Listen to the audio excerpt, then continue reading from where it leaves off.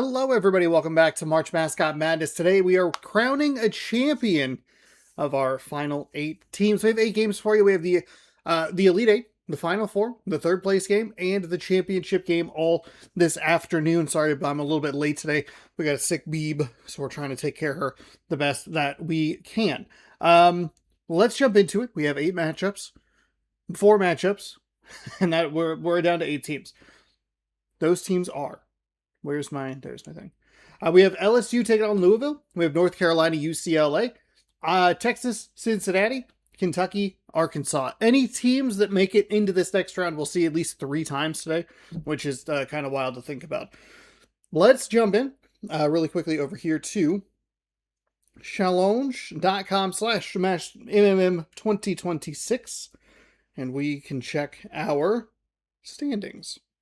I think my bracket's just about toast. We'll start from the bottom. Will this be the year that I win? They're locked in with 29 points. A host picks, I have 40 points and a max of 48. Murph Dogs got 48, but with a total of 56, a potential of 56. Spring is in the air, sitting in a good spot with their champion pick. Louisville still involved. Their champion pick. 54 points currently. 118 score potential, and Let's Go in first place, 56 points, 128 score potential. UCLA still in the running for them. So we could have a huge matchup in the Final 4 that might set the bracket, set the challenge, bracket challenge. Might set it, finish it up. Boy, oh boy. Boy, oh boy. I take like a little bit of time off and then it's trying to get things back into gear. You take vacation, you think it's a good idea to stream on a Monday.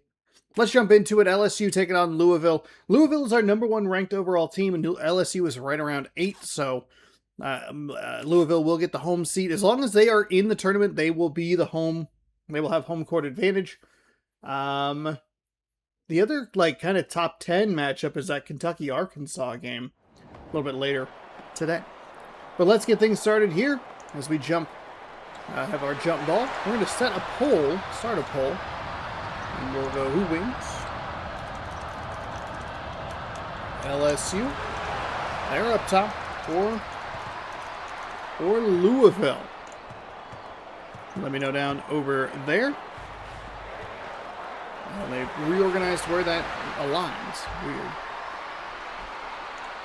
Chat, live chat, get that set. Looks like it's blowing up my headphones. Louisville responds with a couple of points of their own. I turned my headphones up, but I meant to turn them down. Good start. LSU will work it around the perimeter. Obviously, the key for LSU is going to be getting that ball up the floor cleanly and making sure that they don't turn it over in the backcourt, leading to easy points for the Louisville Cardinals. A foul is called on the way to the hoop. The basket is missed, so 2 shots from the free throw line upcoming. First shot missed off the left side of the iron. And the second shot, missed on the front end, so 0 for 2 for LSU. If you want a bracket challenge matchup, you would be looking for an a Louisville UCLA matchup in the Final 4. I don't know. I think somebody has Kentucky, maybe. Let's see. UCLA is a champion pick. We know that. Louisville, a champion pick. Kentucky is a Final 4 for a couple of people. Okay, so that's a big game for them later today. Gonzaga, Duke, North Carolina. Okay, North Carolina, UCLA, kind of a big one because it would give positive points to one and significantly limit another participant's point potential as that ball gets knocked out of bounds. I just have a Louisville win. I think that's about all I can do. I am going to be locked into at least 3rd place. And it would be a tie for 3rd place as that is missed at the rim. LSU, out and running and slices through the defenders for the bucket. LSU up 4, or ties it up 4-4. Baseball later tonight. Seattle Mariners taking on the New York Yankees in the first of a 3-game set. Louisville spins, backs down a defender, kicks Outside, goes for the three, but is fouled. So it'll be 3 shots from the free throw line for the Louisville Cardinals. They knock the first one down. They knock the second one down. And they knock the third one down. 7-4, so they get all 3 of them. Okay, there they go. Kicking into that full court press. They've been running that player right in front of the inbounder more frequently. It has led to a couple of turnovers. But defenses, for the most part, have been able to break through. Who did Louisville play in the last round? Because they were able to get through, and they just weren't aggressive enough on the other end. Bounce pass inside, fights through the contact, misses the shot. And LSU's defense holds strong following the turnover.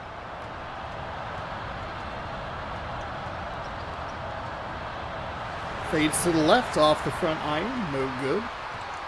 Just double check an audio thing here. Okay. My computer, for some reason, on the back end has been clipping out the audio. Like, it's something just goes, something shorts, and then there's just no audio. So I have to, like, pay attention to that. Which is annoying. 9-4, Louisville. 3 minutes gone or so here in the first half of our first game. There's a big 3 from LSU. Buries it. That's kind of a rare style of 3. Usually they run those double screens, freeing up the shooters.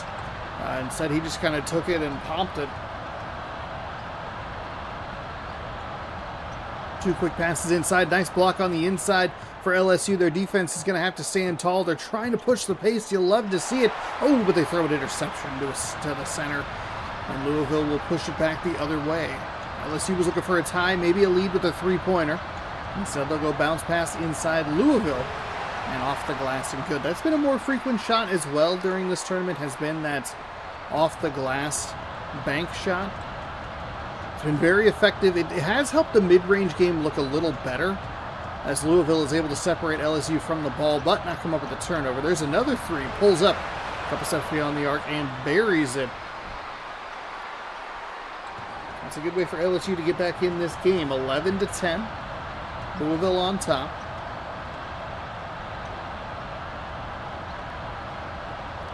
Down the outside. And, ooh, that's a 3 for Louisville. Those bird feet are a little weird looking. Hard to tell exactly where the player model is.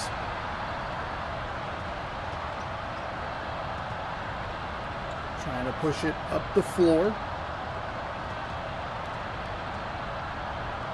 Oh my goodness, he can't be shooting between 4 defenders. He makes it work and cuts the lead to 2.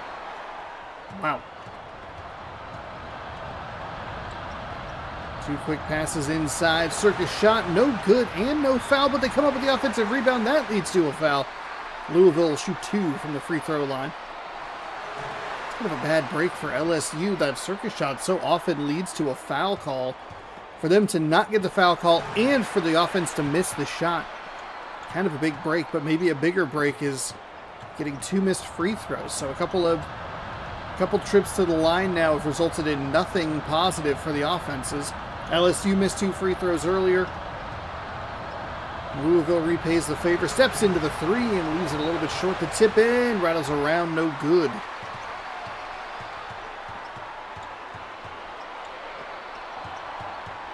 Good first half so far with about 5 minutes gone. 2 quick passes inside. Ooh, off the side of the backboard. That's what LSU needs to do, force bad shots. Trying to work it. It's a nice little mid-range to tie things up. You like that shot? Defender over pursued just a little bit. Cleared him some space and bang. There's nice too. Looks a little bit like that Duke game winner against Texas? I forget who it was. In the women's game the other day. That was incredible. Went around the rim like 2 full times before dropping. It was awesome.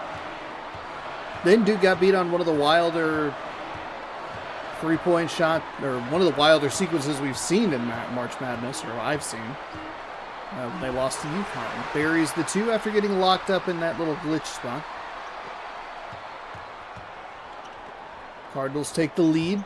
Ooh, and that's what Louisville wants to do. God, having 2 teams who start with L, really confusing.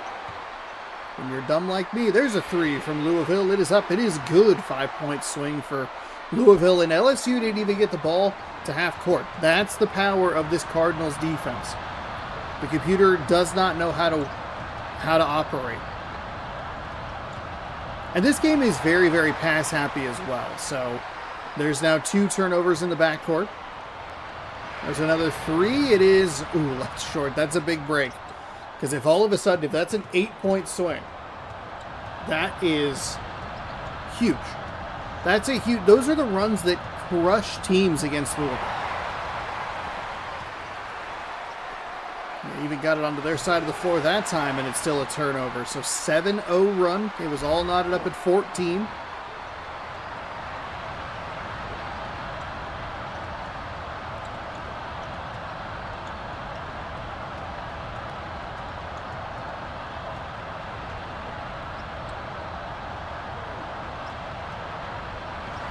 Flipped it up, left it short. First shot LSU's had in 4 possessions or so. Now working around the side. Looked like they were thinking about that 3. It's not a specialist.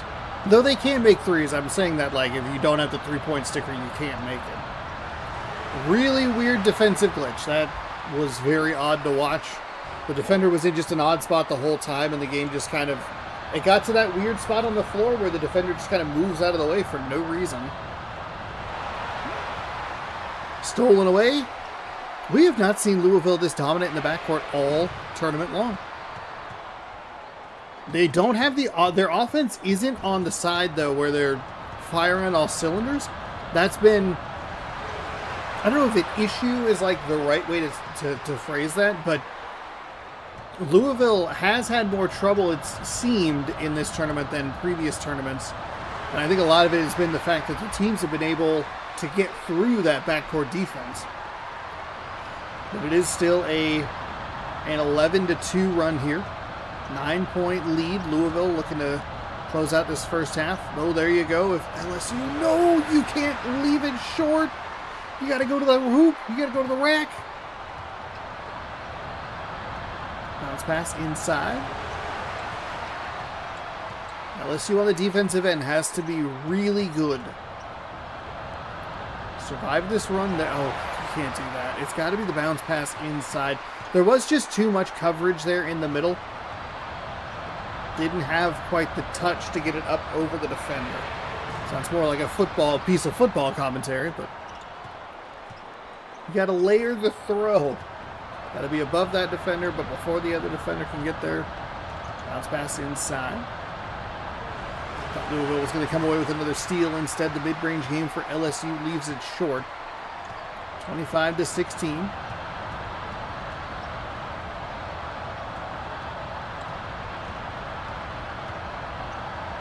That's off the hands and out of bounds.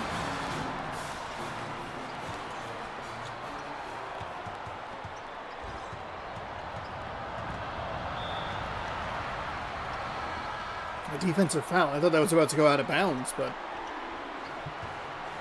it's a bad time to pick up your second personal foul. Under a minute to go in the first half.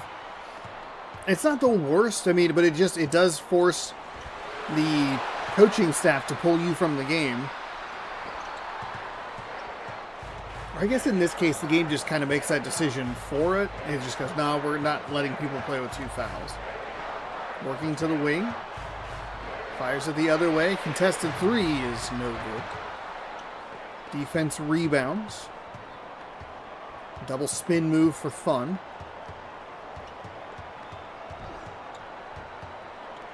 That's out of bounds. Okay, that was a really bad pass. The offensive player was nowhere near where he needed to be.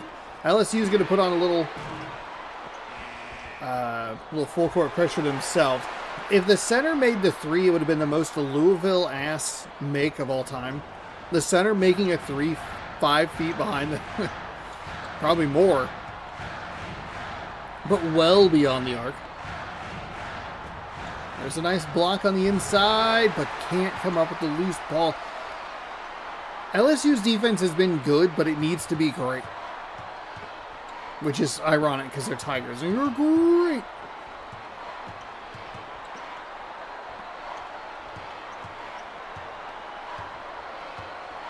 it around. There's the long three, no good. Offensive rebound flipped up and good, so a nice recovery there by LSU to at least come up with some points on that possession. They cut the lead to 7.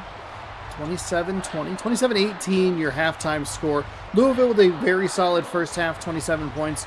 LSU with a below average first half at just 18 points. They were fighting well with this Louisville team for a good chunk of that first half.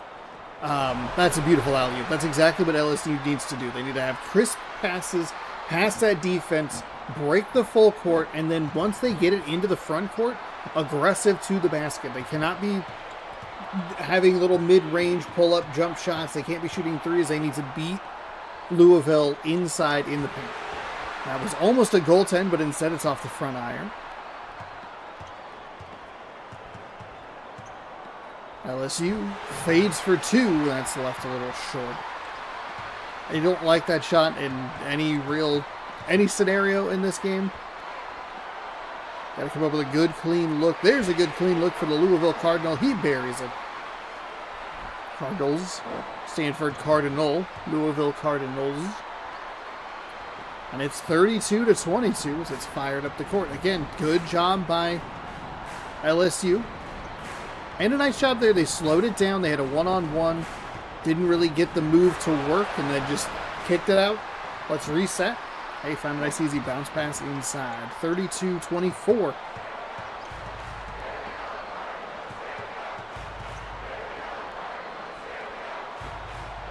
That's on the outside. The defender tried to get a hand to the face, but it just did not matter. Louisville firing well from deep. Pushes the lead out to 11.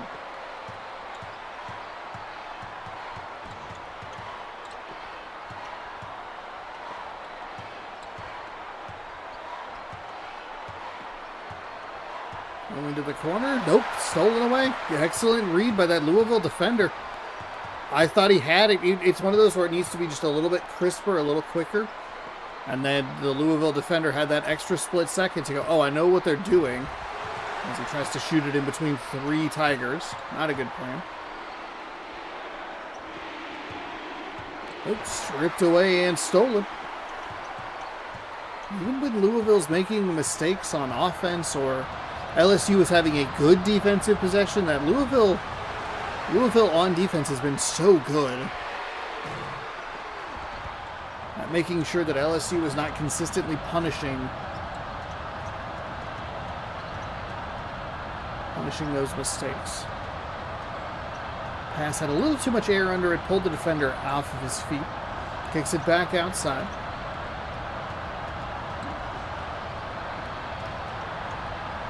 Working it around. 6:47 to go here. 11-point game. They're into the corner.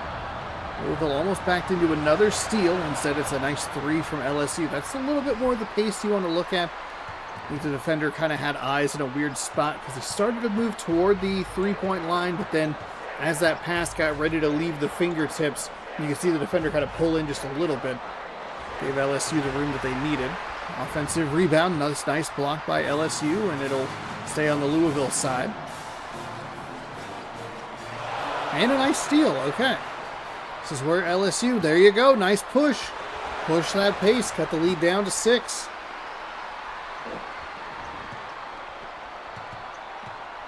The Cardinals have been too good on defense. If you're the Tigers, you have to push the pace to the best of your ability.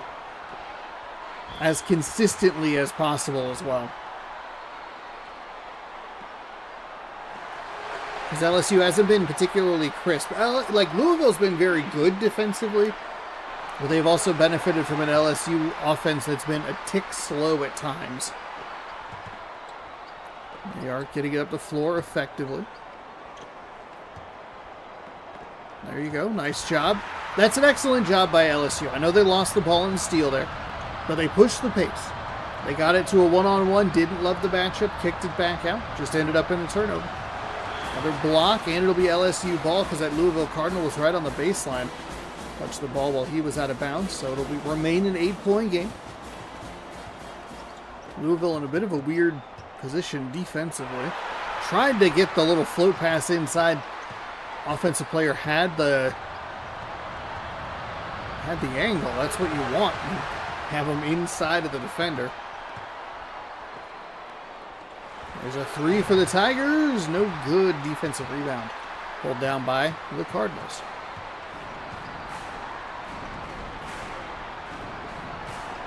Bounce pass inside. There's another block for the Tigers. If they could just come up with more loose balls in their favor. So often Louisville's the one coming up with loose balls, or it's going out of bounds and staying Louisville ball.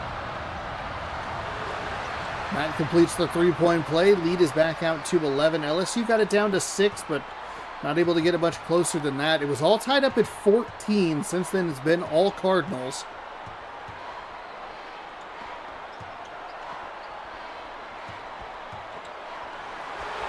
That was a nice play inside. 26-15. I was trying to do the math there. 26-17 now.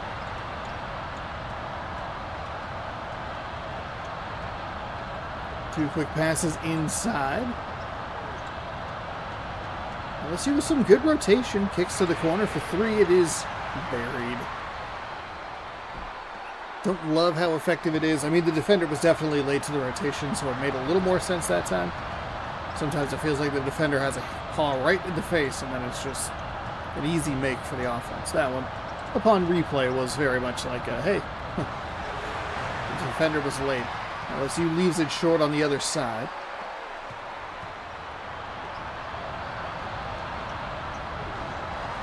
And that one's off the iron. No foul. 4:14 to go. 12-point game. Louisville kind of doing Louisville things here. And a little more frequently than they have been in previous games.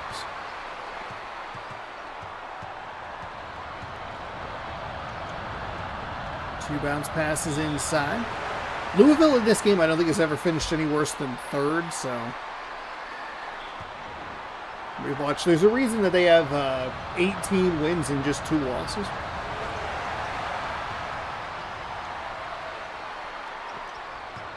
(46-31) as this one is getting away from the Tigers here in our opening game of the Elite Eight.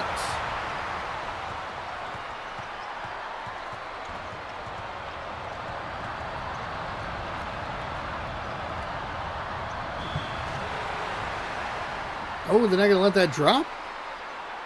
That could have dropped.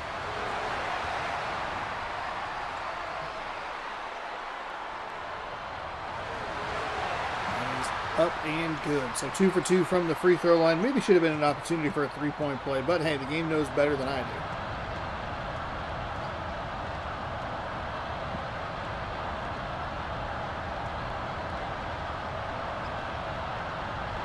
That one's stolen away.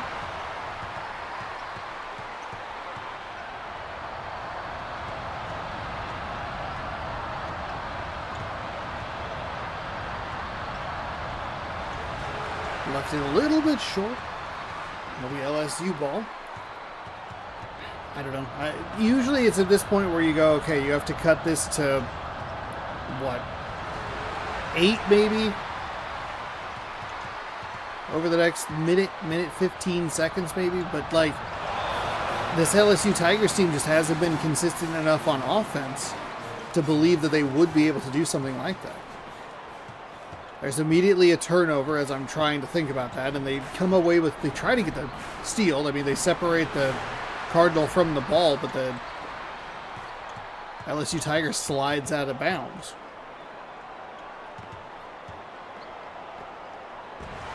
Oh my goodness, they even get the three-point play to work, and it's blocked on the outside. That's blocked on the inside. Everything went right for LSU in those couple of possessions. And that'll be probably the big jam home with a nail in the coffin. LSU will take a timeout, lick their wounds, and they'll have to try again next year. They do go up to over 10 wins in this tournament, so in this game. There's a three blocked on the outside yet again. Running it the other way is Louisville, who flips it up and good. 21-point spread now, 52-31. Again, this game was tied 14-14, 38-17 run. It's a little long. It's a lot of points, but it is just to illustrate like how dominant Louisville has been since it was tied at 14. That's the best. Those first few minutes were very competitive.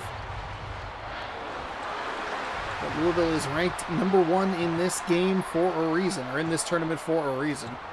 I can't imagine that there is a video game that we would use that we've had multiple tournaments in that Louisville would not be the #1 team. Louisville's going to take a timeout for some reason. Rest their starters, perhaps, for the next round. They're going to the Final Four.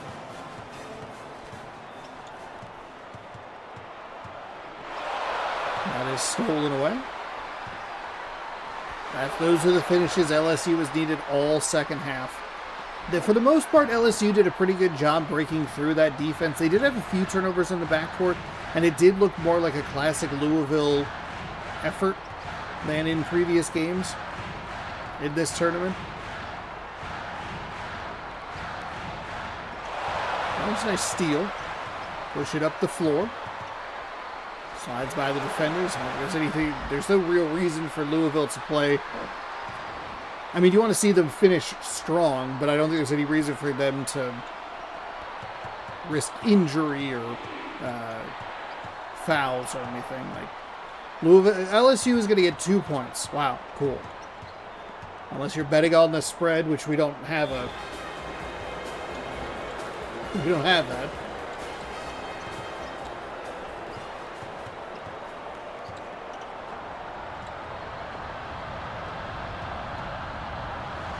Flipped up, no good.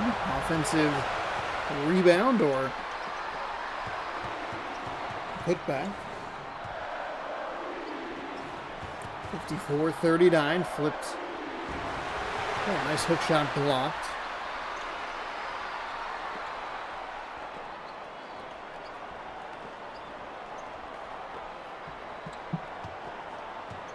Bounce pass inside, working into the corner. As the final seconds tick away, as soon as I got my stream manager set for Twitch, we got to go to shallow.com/MMM2026 to input the score. #1 Louisville continues to dominate 54-39 your final. To verify the winner is Louisville. We will send them on to the Final Four. We are going to head out of this game, which got out of hand pretty quickly there in that second half, the beginning of that second half. We will end this poll. We will start another one. Game mode. We need North Carolina and UCLA. Don't want to practice. Thank you for offering. North Carolina will get the home team.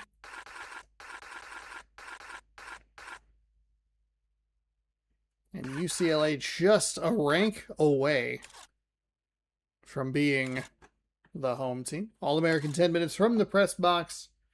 Who wins?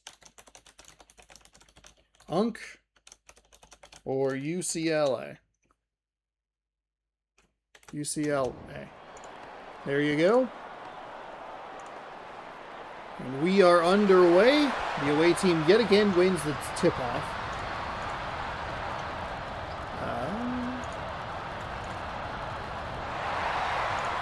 Save that. Now I might have to. North Carolina. Get their first points of the day in style.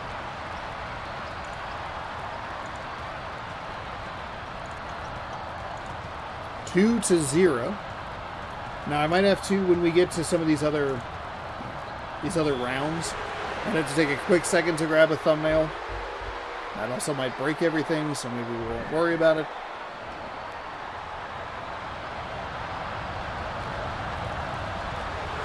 That was up and good. All of the other ones I've been able to flip because I already have it. But these I would have to create on the fly. And sometimes opening things, or going to a different web page, breaks everything for this thing. Another nice play for North Carolina. Making nice buckets at the basket.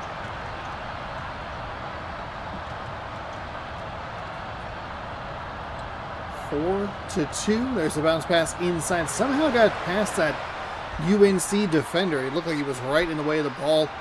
Even if you didn't intentionally block it or get a hand on it or whatever, you figure it would have hit off of him at some point.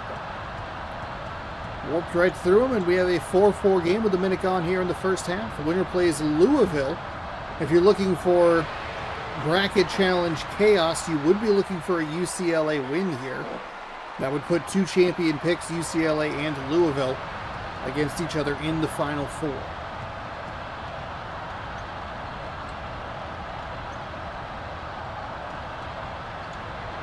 That is tipped, and somehow UCLA comes away with it. That's tipped again, and somehow UCLA comes away with it. That bounced into his lap. Very weird. I gotta go. 13 seconds to shoot on the shot clock. And that's as close to the rim as they've gotten, and only for it to be rejected back in their face. They're running it up the floor. Working it around. Inside. Nice. Ooh, I thought it was going to be a block, but instead it is a defensive foul. First personal, first team.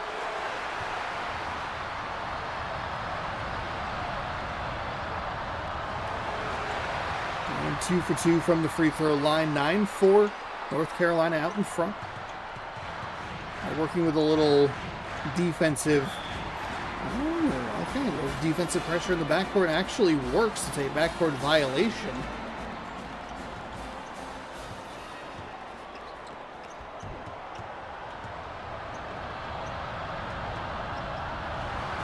It is off the front iron. No good.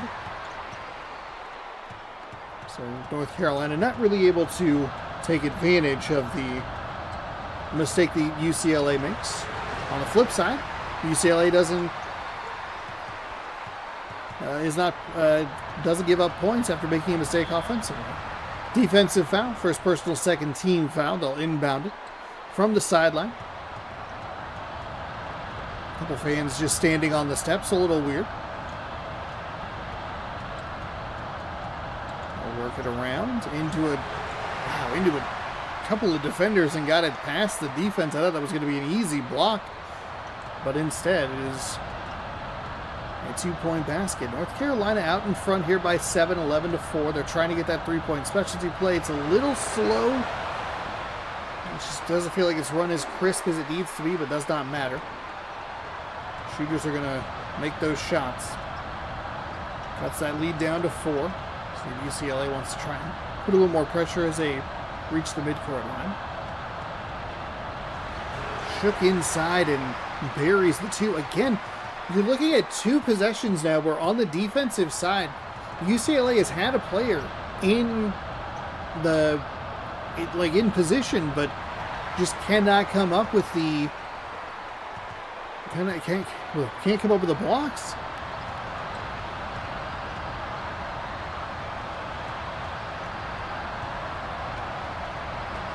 That's a nice block. Third time's the charm. There you go, UCLA. Those are some of the more key blocks that they're going to need to be able to come up with, especially if they can't come up with points on the offensive end, whether it's via a turnover, like a backcourt violation, foul, whatever. Like, there's 3 for 4. UCLA has not been able to get the blocks consistently, and it's very surprising. A little mid-range shot off the glass, no good.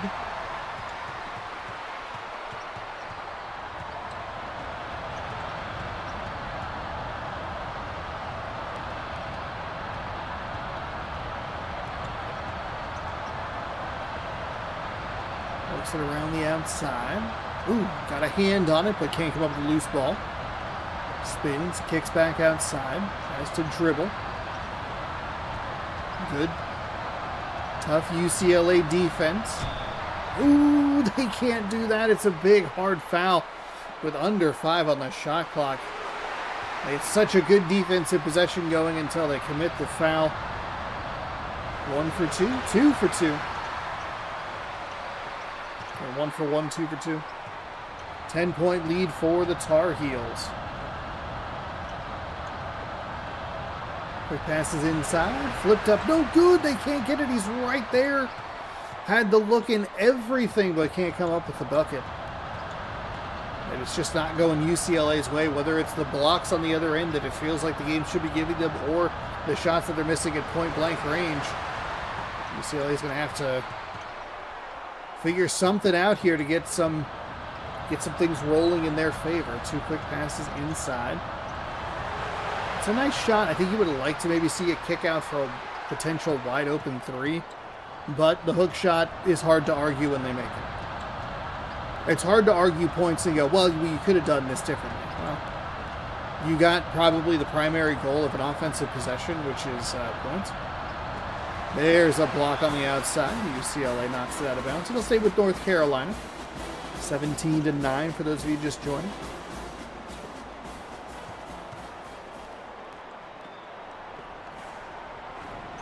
We're going to run it inside. The defender was in good position, but didn't see the offensive player until it was a little too late. Spun the wrong way. If he spins to his right rather than his left, he's probably able to get into a little bit better of a position defensively.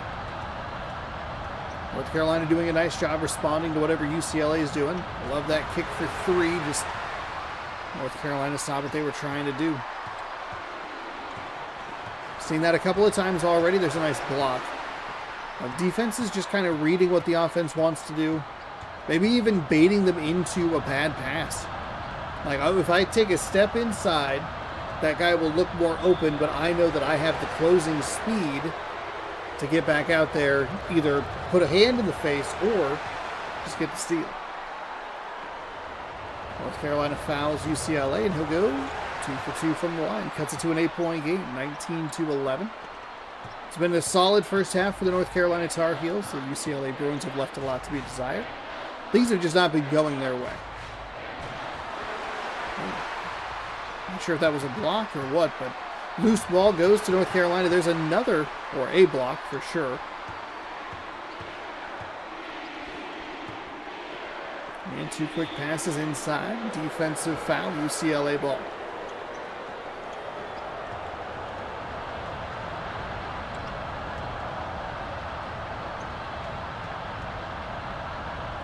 Okay, little weird alley layup, left it off that far side iron. Okay.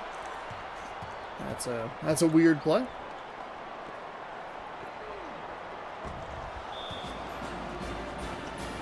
Out of bounds, North Carolina ball. Interesting. The UCLA defender doesn't get a hand on that. It looked like he was kind of getting pushed behind the backboard anyway, so it should have been UCLA ball. All's well that ends well, but if you're UCLA's defense, you need everything. You need as much as you can to go your way and not give this North Carolina offense more opportunities to score. A UNC win means a team from the ACC is guaranteed a spot in the championship game. Oh, that's good. That's a good good thought. I think Louisville's in CUSA in this game, but they are in the ACC now. Not being argumentative.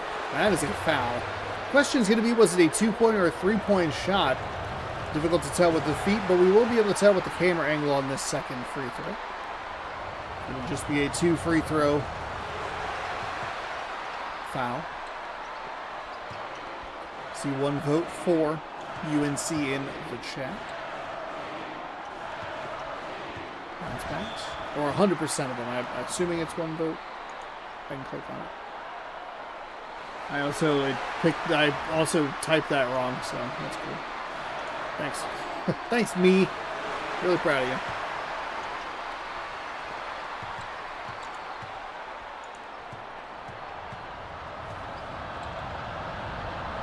Ooh, wow. Okay, I was going for that weird.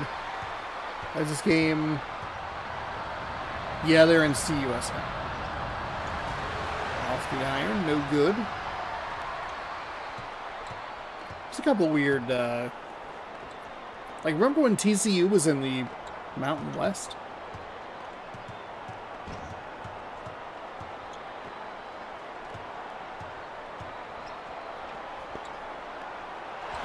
There's a nice slam home for the Bruins. Like, if you're the Bruins, all you're looking for right now is to just, is to just stay in this game. You don't want to be down by double digits. I think you want to just try to be 2-3 possessions. There's another block behind the backboard where, again, those player collisions push him out. And so if he lets that ball go, it's going to go right into the back of the backboard.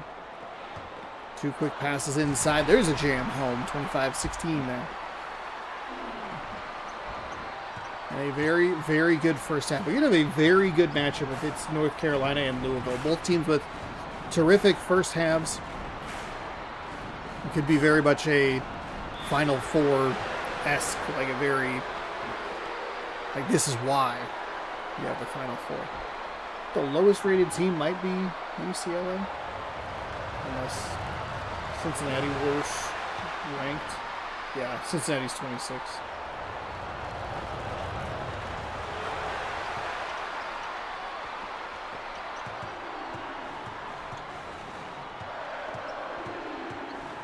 (25-18). Left off the front iron. 15 foul for the Bruins. Second personal for center. For that center, you're going to want to... BC, UConn, and Georgetown are still in the same confidence in this game, I believe. Is that the Big East?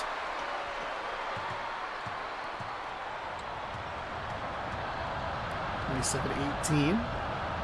1-2 passes inside. Well, they weren't quick. Not the most efficiently run play, but it ends in points. So again, Sean, doesn't have to be... If you come away with points, something worked. That's stolen away. 27-20. Fires it forward. Love them pushing the pace. And UCLA comes away with points on the other end. Flipped up and good. With 35 seconds to go, it's 27-22.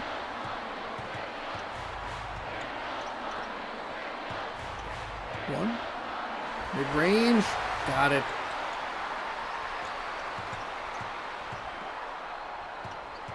(29-22).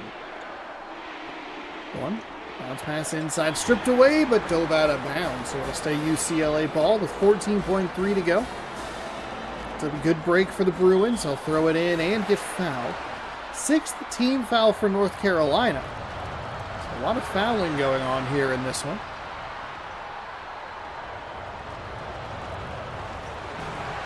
And goes 2 for 2 from the line. A dramatic second free throw. And it's a 5-point game. UCLA. Oh boy, just too easy. Got to push the pace a little bit. All right, you kind of like it. Long three, no good. And that shot was nowhere near the hoop. But a pretty fun, entertaining first half. UCLA is doing exactly what they need to do. They're just staying in this game. Defensively, a little bit too easy to give up points right before the break. And North Carolina can double dip, but they didn't because I had flubbed my sentence. So there you go. It's throwing me off that it's UNC at the bottom.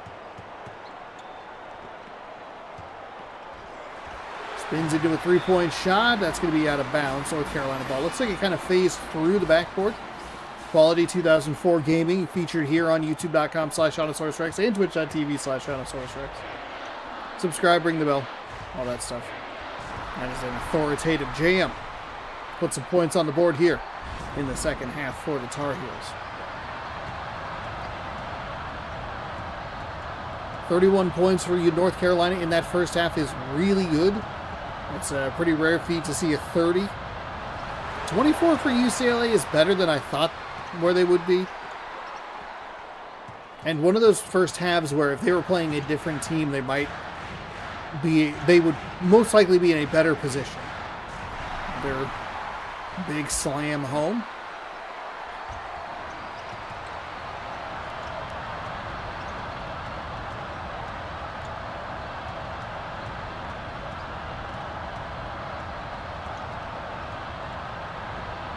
That's a nice find for 3. Oh, UCLA needs those points. They have to execute those wide open plays. They haven't been very good at running those plays. North Carolina's done a really nice job at defending them, and UCLA has been a little slow at trying to get them to go. So when you get those 3-point specialty three-point specialists wide open. You got to nail those shots.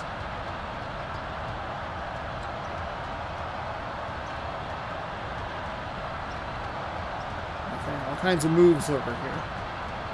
Sets the screen, drives inside, stripped away, and knocked out of bounds. UCLA maintains possession. Bounce pass inside, and foul.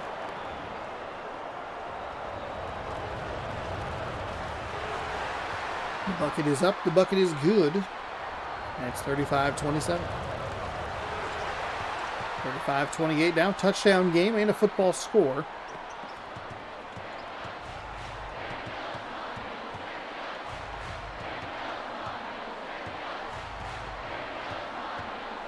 Kicks it to the corner, number 1. Looking for a little bit of room. Float pass to number 2. That's going to be blocked on the inside. UCLA needs more of that. Just solid defensive possession. Step inside the three-point line. I don't know that you'll love this shot, but you'll take the points.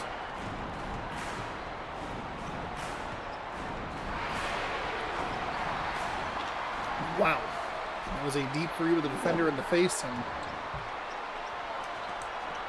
because it's March Madness 2005, that's a good shot. 38-30.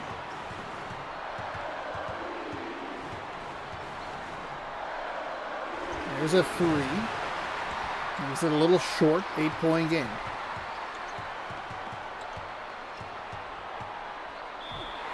And a foul on the shot. I'll put him on the line for 2. First personal, first team foul here in the second half. First free throw is good. And the second free throw, good as well. 40-30.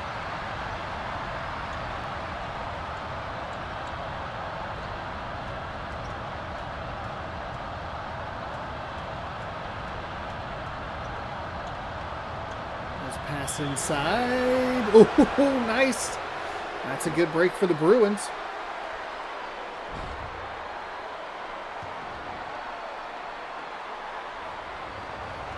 Opportunity for a three-point play, and he leaves it short, but to get the offensive rebound, he ran out of bounds. Okay. Well, it was exciting there for a second, and then just decided, no thanks.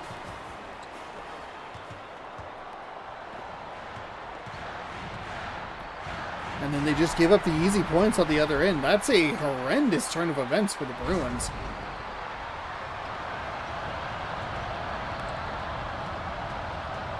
You can't give up that easy of a basket. You just ran directly out of bounds, and then it's just like a hot knife through butter. Like, what are you doing? There's the 3. Lifted off the side there and blocked. North Carolina will do UCLA a favor. It was going to be off North Carolina more than likely anyway, but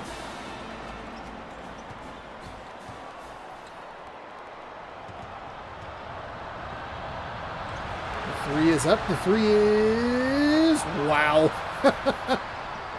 One of the nicer home rolls that we've seen for a road team. It was also only a 2-point shot somehow. I did double check that score with the YouTube VOD being a slightly delayed. Oh wow, it's like really delayed. I'll rattle around a bunch.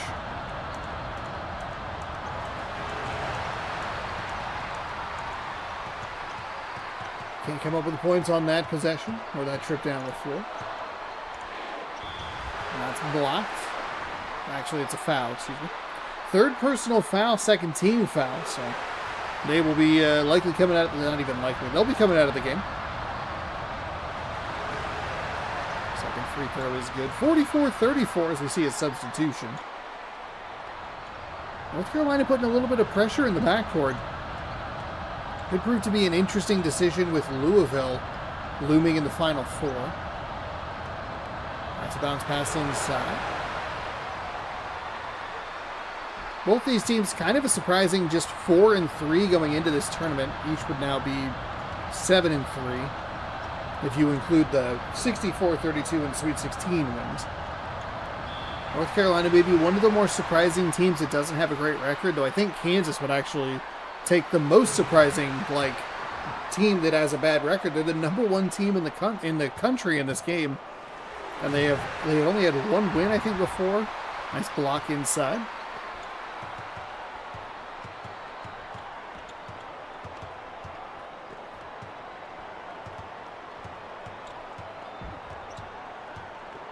Bounce pass, nice find. Rattles around the rim and drops.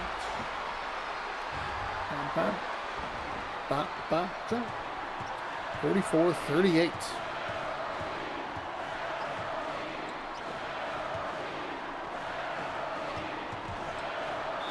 Somehow not an offensive foul. Just put a shoulder into the defender and knocked him out of the way. UCLA gets called for a defensive foul. He'll send to North Carolina to the line to shoot 2.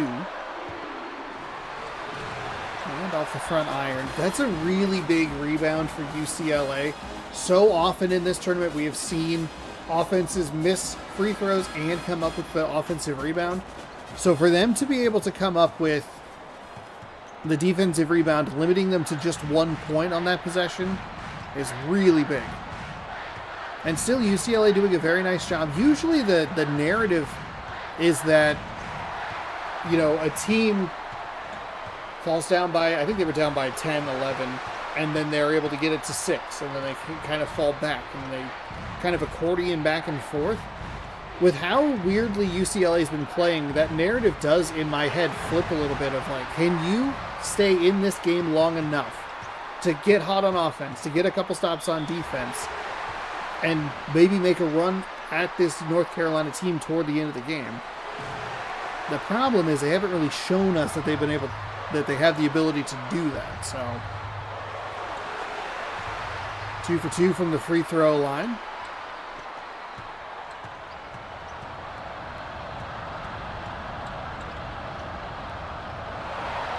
And stolen away. Okay. 4 minutes to go. It's a 9-point game. Still plenty of time to work with for these UCLA Bruins. There's a nice block on the interior.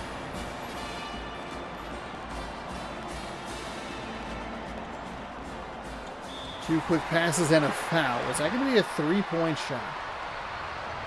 It looked like a 2, but I did get fooled earlier. I didn't hear the 3, and it will just be 2 from the free throw line. North Carolina does them a favor, only making 1 of the 2. It will be a substitution for the Bruins. 10-point game here, 3:47 to go in the second half. Looking to punch our second ticket to the Final Four. Bounce pass inside to the corner. And flipped it up and good. 48-40 now. Nice little move there.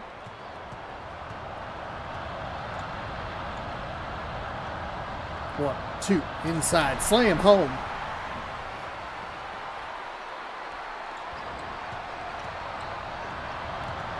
$50-40. They need some stops. They need 2 good defensive stops. And number 15 is going to be injured, unfortunately.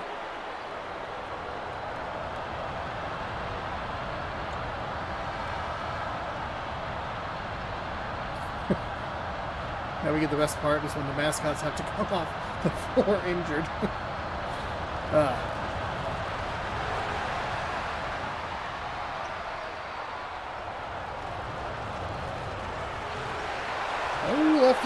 Left it short, missed it. Oh my goodness. Timeout North Carolina.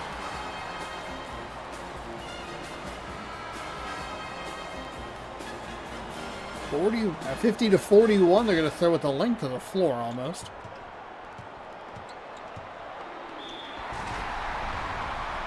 Whistle for the foul and the dunk. Brutal. Brutal turn of events. No good.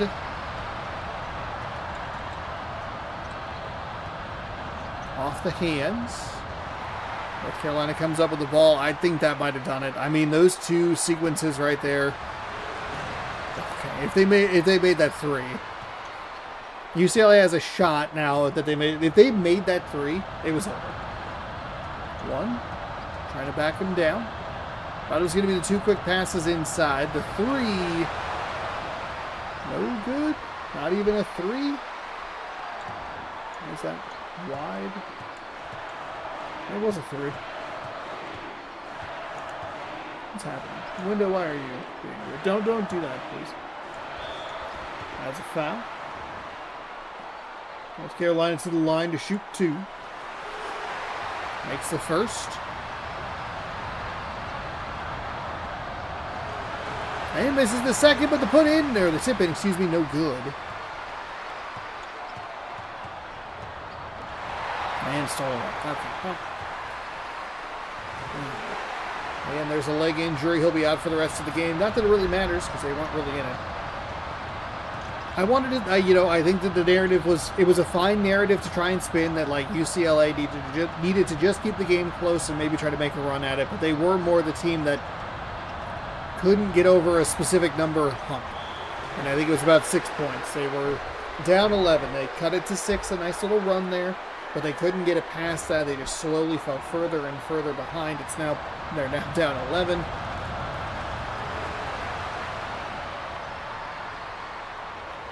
Lost a player with a leg injury. Missed that free throw. Timeout North Carolina. And it'll be North Carolina and Louisville in the Final Four. UCLA was a champion pick. They go down in the Elite Eight. I believe only one champion pick is left, and it would be Louisville, which is a good champion pick to make. A team that has ever finished worse than third.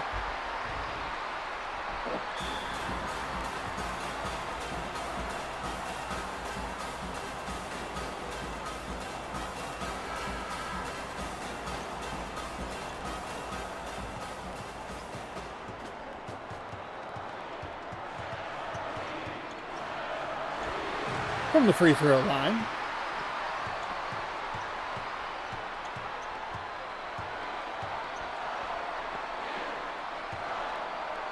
Backs him down. 57-45. Under 90 seconds to go here. That one's off the side of the rim, and he slammed that through the backboard. Excellent. Perfect video game.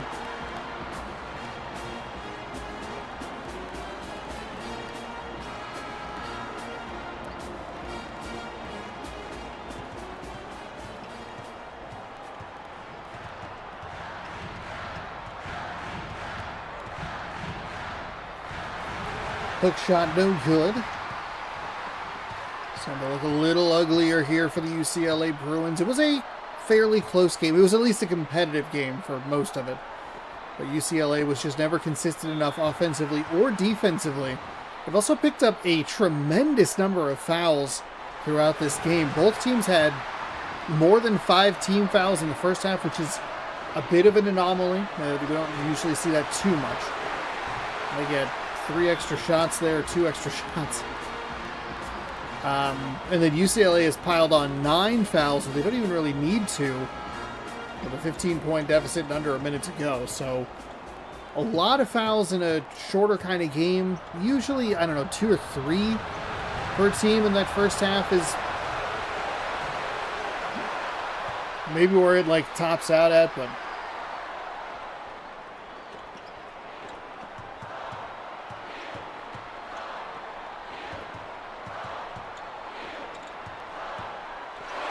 nice steal there by UCLA. They needed a lot more of those a lot earlier.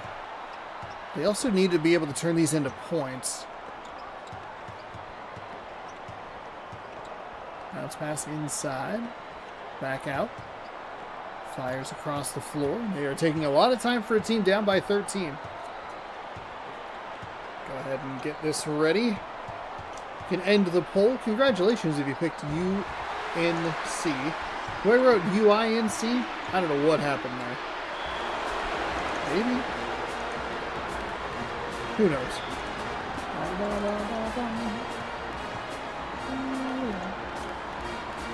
4.6 seconds to go as we wind them down. UCLA, for whatever reason, playing a tough full-court defense. It'll be North Carolina 60, 49 for 49 for UCLA. Either way, whether I put 43 or 49, it is North Carolina moving on. Had a brief moment of panic there. And it'll be Louisville and North Carolina in the Final Four. Let's move on to our next matchup. Texas is going to be at home taking on Cincinnati.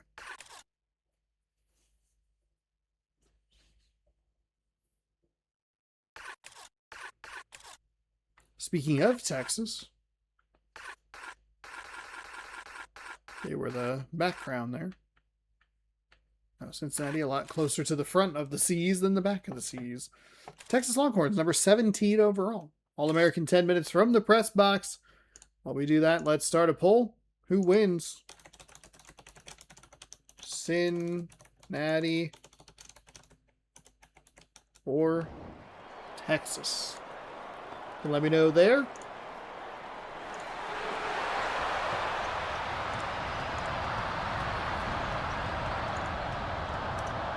Maybe I won't make thumbnails for those other games.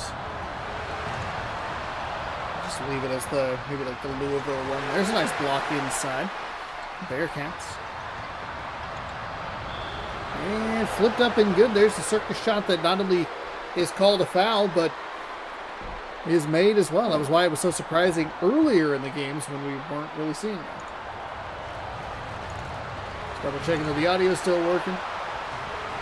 Oh, I didn't even check that. I guess when I'm recording offline, I'm not clicking around nearly as much as when I'm streaming and trying to do 6 things at once for no reason. Nice block by Cincinnati on the inside. Winner gets to play on the road. It'll be Kentucky or Arkansas, so SEC matchup coming up next.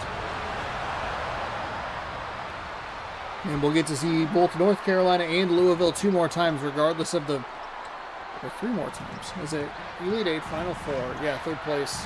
No, champion. Okay. We'll get to see them 2 more times regardless. We'll do a 3rd place game. Though I could not find the setting for it in the thing. Did I put the... Okay, it's one.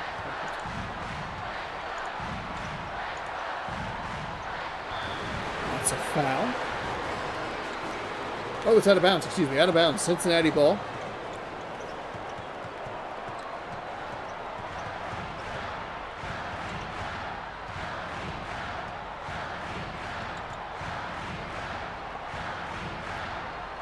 Flips it up inside. Nice block on the interior. Cincinnati up 5-0 here with a minute and a half gone in the first.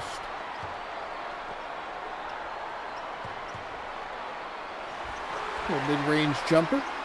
Knocks it down.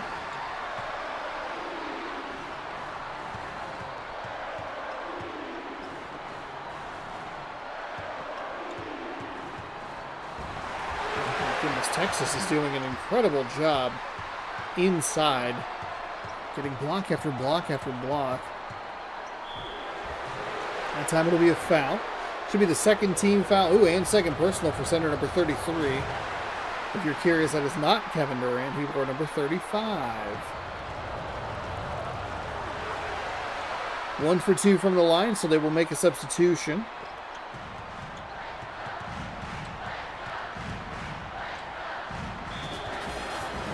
Backcourt violation will turn the ball back over to Cincinnati.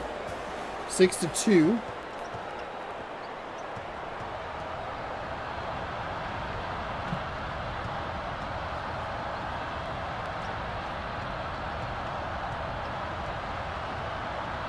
Into the corner. It's flipped and in. 8-2.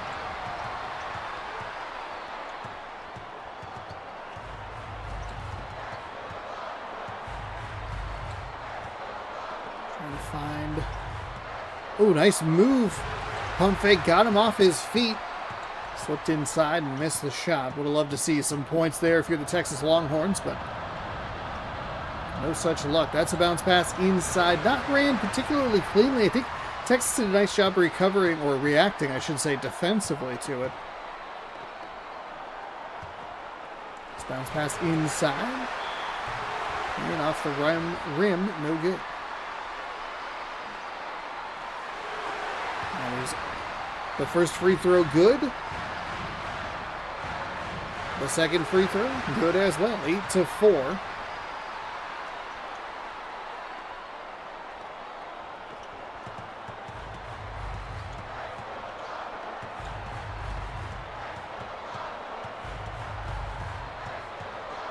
Bounce pass inside, puts a shoulder in. I think Cincinnati's going to need to do that a little bit more. Texas has been very good inside the paint of getting those blocks, if they can put the shoulder in without getting an offensive foul called, get that defender off his feet back a little bit, you can knock that shot down. That's rejected. Spins. And that's rejected as well. Nice job by Cincinnati to get some hands in the passing lanes. 10-4. Good defensive start for both sides. I think you can look at it. There's a defensive foul. Interesting. I thought that might have been an offensive foul call, but okay. Right to the guy standing immediately in front. Threw it right to him. You know what? I don't actually want this possession. A block at the rim. And spins in, up and in. 10-6. Cincinnati's in a weird spot here. They're firing it way up the floor. That happens every once in a while. It's a weird situation. It'll stay Cincinnati ball. Texas, I think, would have been smart to let that one just kind of go by. And they steal the inbound again. 2 stolen inbound passes. Gives Texas a couple extra offensive possessions. Gets the defender off his feet. Finds a wide open guy in the paint. They just lost track of him right there. Or the defender came up to help. Either way, it's a really nice play there by Texas on offense. 10-8 now.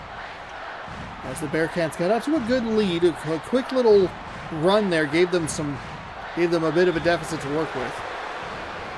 4th team foul for Texas. They are picking up a lot of whistles here.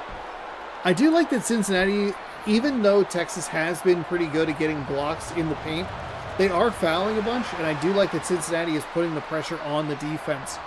Saying, like, look, you either need to block us cleanly or we're going to go to the line and shoot free throws.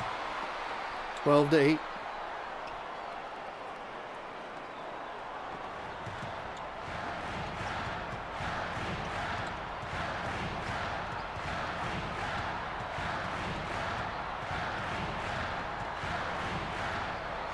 Texas down 4 halfway through half number 1. Gonna work it around that outside. Oh, wow. Cincinnati ran that beautifully, left it short.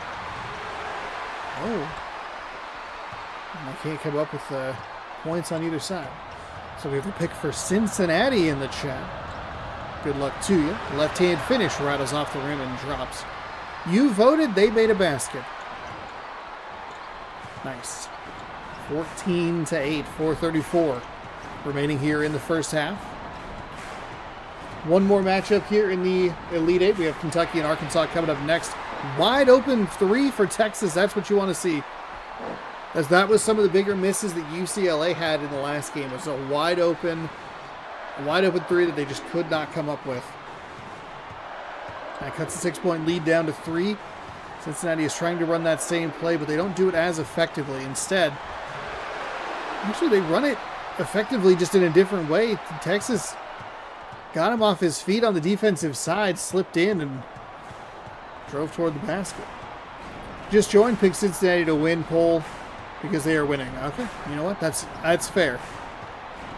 Got to go back to work in about 20 minutes though. Oh, well, you get to enjoy some of this game. Also, hello. Speaking of walk-off grand slams, we saw a walk-off grand slam for the Atlanta Braves, which is wild. You were the first person that I thought of. Can't believe we got that in opening weekend of MLB. And we just won't talk about the Giants. We'll say, I hope they do well in the next matchup. How are you? Hope you're doing well. Hope you had a good weekend. I know you were at work, but I didn't stream. Okay, so all right, hold on. What was it? It's a nice jam home for the Texas Longhorns. Leads all the way down to 1. Cincinnati's been dominant through the first 7 minutes or so of this game, though Texas has done a very nice job chipping away. This is kind of what I was talking about when we go back to the previous game, of like, can you stay close enough to just make a little bit of a run? And UCLA really could not do that. Not much of a opportunity there for Texas. My Giants. Who are the Giants playing today? Or do they have today off? Seattle gets to battle the Yankees tonight. 6:40 start. Keep that in mind. That's a weirdly early game for the Royals and the Twins. Is that a wraparound?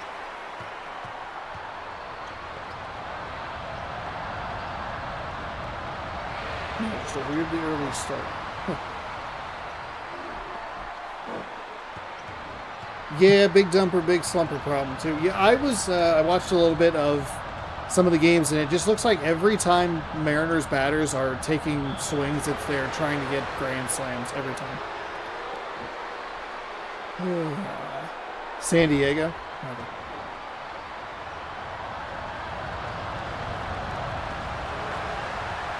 First free throw is up and good.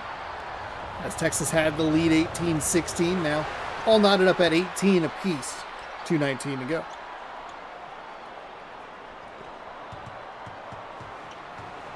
At 6:40, it's Landon Rope, Walker Bueller. Okay. Defensive foul. Texas will take it up from the sideline. Number 5 picked up his second personal, and that does force a turnover. Or lead to, doesn't force, definitely leads to a steal there. Trying to find some room, worked it all the way around, and then left it a little bit short. Under 2 minutes to go here in the first half, all knotted up at 18 apiece. Bounce pass inside, flipped it up and in.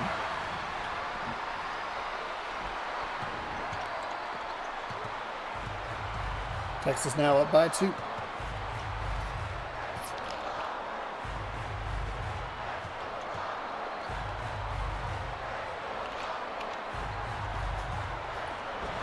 Okay, well, that was fun. The internet just cut out totally randomly for, like, no reason whatsoever. So, the stream died. And so what I'm going to do is, to avoid further headache, we're just going to record the rest of this offline. So I guess we're rejoining our progress here with 1:15 to go in the first half. Texas on top of Cincinnati, 20-18. Let's jump back in to the game. Here we go. Sorry about all that. That sucked. You didn't miss anything from what I could tell. I did run this instant replay just in case. Texas, I think, threw the ball out of bounds. So I guess we could just watch it from this player's perspective. It's a bad start. Bad start to a video. So we'll play it. I was hoping... There we go. Okay, that doesn't go very far back. So Texas inbounds the ball. Brings it up the floor. They're going to work with... work it around the outside. Kick it into the corner. They're going to bounce pass into the middle. He's going to step out of bounds. And that should be where we are picking up. It's a turnover. Cincinnati will take possession of the ball. 20-18. Like I mentioned, 1:15 to go here in the first half. As we jump back into our action. That is off the iron, no good. So if you're looking forward to watching the rest of that today, apparently that's just not going to happen. It cut out randomly, and I have no idea why. And then it just did not come back on. So in order to avoid further headaches, let's just do it like this. 20-18. Also, my own personal thing of like, I want this to go up pristinely. And it's like, well, it's not how it's going to work. So you'll get the basically what is the Twitch VOD and then the raw recording off of my computer for the remainder of this tournament. Cincinnati 1 for 1 on the free throws. They'll go to the line to shoot 2. The center knocks both of them down. We're knotted up at 20. A substitution. Number 15 for center number 21.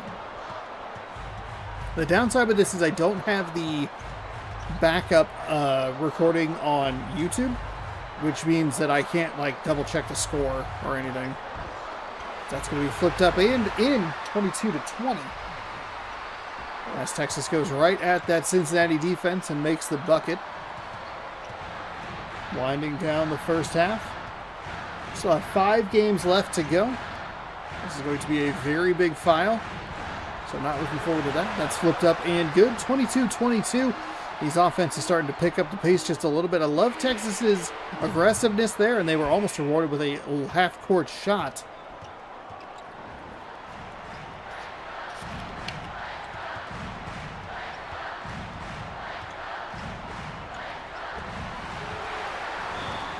Nice block on the outside by Cincinnati. Tied at 22. entering the second half. Average offensive halves for both teams. Between that 20 and 25 mark is kind of where you want to be.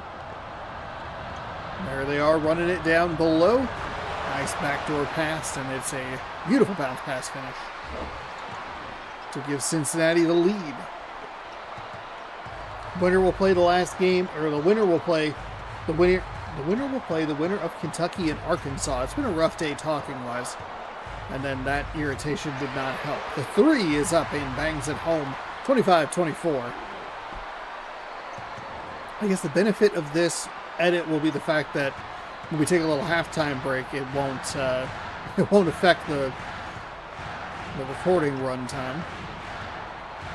Oh, Cincinnati's going to run that three-point play. Got a clean look at it off the backboard, no good, but it's going to count as a shot up and good. It was a little tricky to see from our angle. Defensive foul.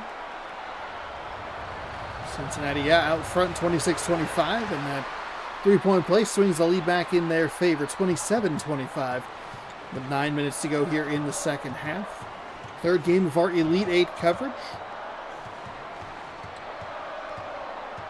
It's been a good one. The other couple of games have gotten out of hand, especially in the second half. But these two teams do feel pretty evenly matched. Even though the last couple of games weren't like wildly mismatched. It's interesting to look at it and go like Louisville struggled more with who'd they play? Weber State in that very first round than it seemed like they did with LSU, which was just kind of odd. Looked like kind of classic Louisville.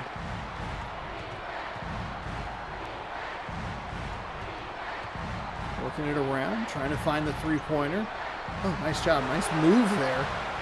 Texas defense has been kind of over-pursuing a little bit. They've been very aggressive, and Cincinnati's done a very nice job using that against them to create open looks for themselves. As Texas looking for that three, they're going to try it on the other side. Cincinnati tries to close. The shot is missed. It's going to be blocked, but they're going to call a foul. First personal, first team foul on center number 54. And with 7:56 to go, Texas makes a free throw. I don't know where I was going with that sentence. They missed the second one. Good job by Cincinnati to pick up that offensive rebound, or defensive rebound rather. There have been so many offensive rebounds off of missed free throws, as that is a long three knockdown. Cincinnati did get out to a bit of a lead early in this game. It's 8-2, I believe. So an early second half run for the Bearcats is not necessarily surprising. Texas, though, making a comeback wouldn't be surprising either. Not that they were ever down by a ton, but you get what I mean. 32-28. Cincinnati working it around that double screen to create a free look. No. Didn't run it cleanly enough. Fires it around the outside. Float pass into the corner. That'll be deflected out of bounds.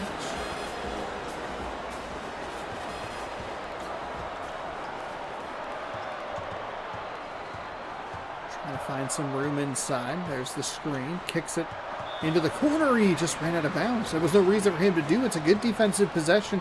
Texas did a nice job to make sure that Cincinnati really drained that shot clock, but Cincinnati kind of benefits Texas by just running out of bounds for no reason. And a good defensive stand there. Keeps the lead at 4.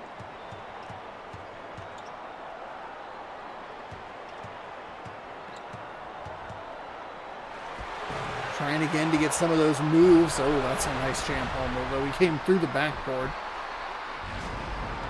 So if they hold on to the ball, it'll transmit, like, it'll go through the backboard. But if they let it go, then it calls it out of bounds. It's very weird. We have not seen that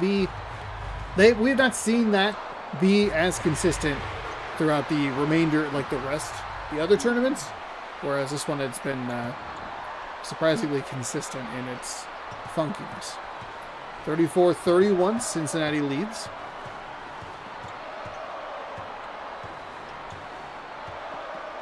Bounce pass inside, spins around, flips it outside. There's a nice screen, tries to drive. Good defense there by Texas. Into a double team off the back iron, no good.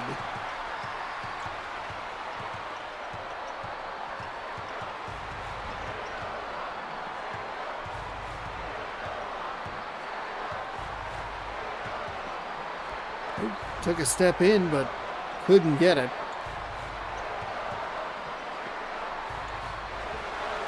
That shot's deep, but no good.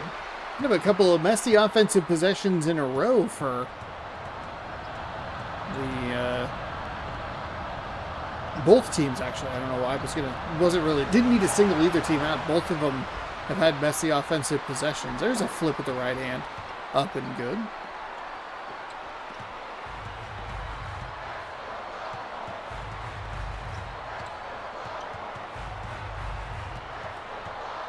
(36-31), nice steal.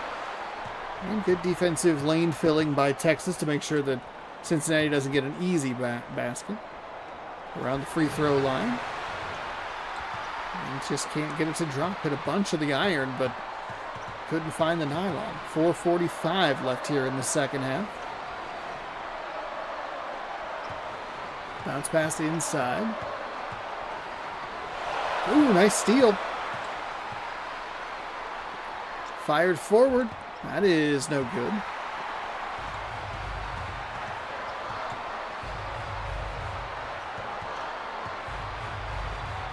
There's a nice find from three. Gets it to go. 36-34, Texas. That's a key three right there. They weren't down a ton, but gotta make sure that you're making these offensive possessions count, especially when both teams seem a little discombobulated. And I don't think Cincinnati has like a three-point specialist on the team. Texas has a couple at least.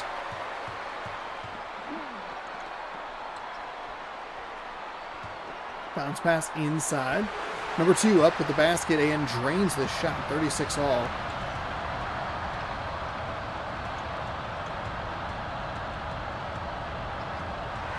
That is stolen away. Texas on an absolute defensive tear, but they can't come up with the basket to take the lead. They've erased a 5-point deficit. And there it is for Cincinnati. They don't get it. I mean, it's just so delayed. They're going to call out of bounds. It's going to go to Cincinnati, but you can't do that when you're the Texas Longhorns. You got to take advantage of that. Cincinnati had the perfect play run. It's an easy bounce pass inside. They're going to go with an alley layup. That's no good. Offensive rebounds put back. But it's just a disastrous couple of possessions for Cincinnati there. They get the benefit of a Texas mistake more so than being good on their own.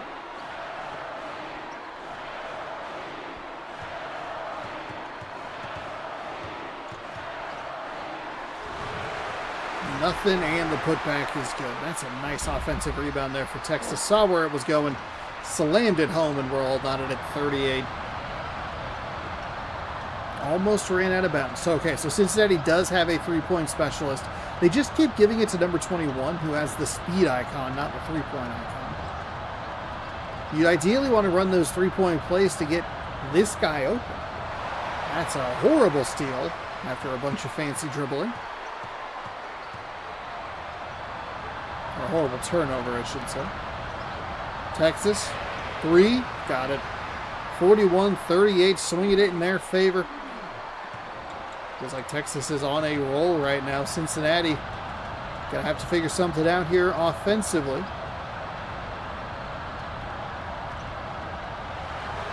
Okay, nice job finding a little bit of room, knocking down the shot, cutting the lead back down to one.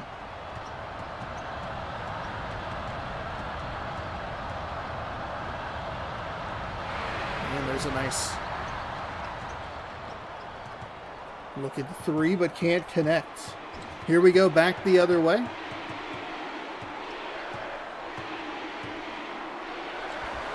Fading to his left, buries this shot. And just like that, a little 4-0 run for Cincinnati puts them out in front 42-41.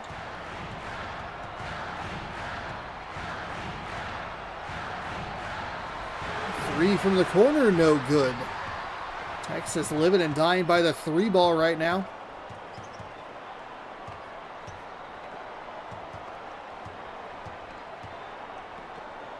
(42-41), bounce pass inside. Nice job by the Texas defense. Nice job by the Texas defense times 2. Timeout. I was wondering why things slowed down there.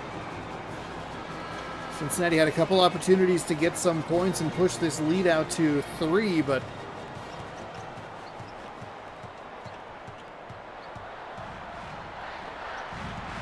Texas comes up with a rebound. There's a shot off the back iron. Home roll. No good. Okay, Cincinnati has to slow down here. They can milk a bunch of time off this clock. Not that this game does that particularly well. They're going to get, I think that's so close to the baseline for no reason. That was such a dangerous pass through every defender possible and a block. Okay, well, that kind of seemed like how that was going to go, huh? This game does not have great situational awareness.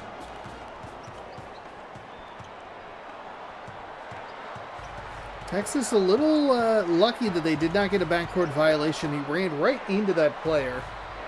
Bounce pass inside, hook shot up and good. Timeout Cincinnati, 43-42. Longhorns on top.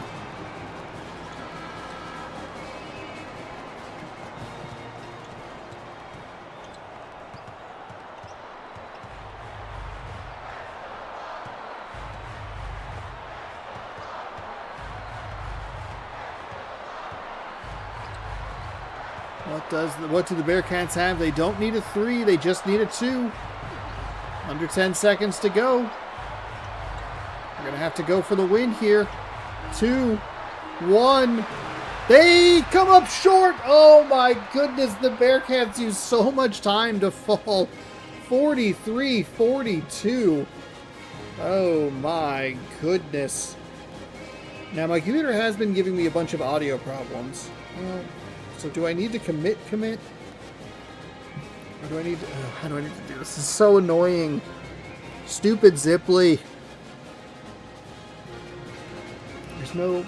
It's a perfectly beautiful sunny day outside, and that's when the internet problems hit.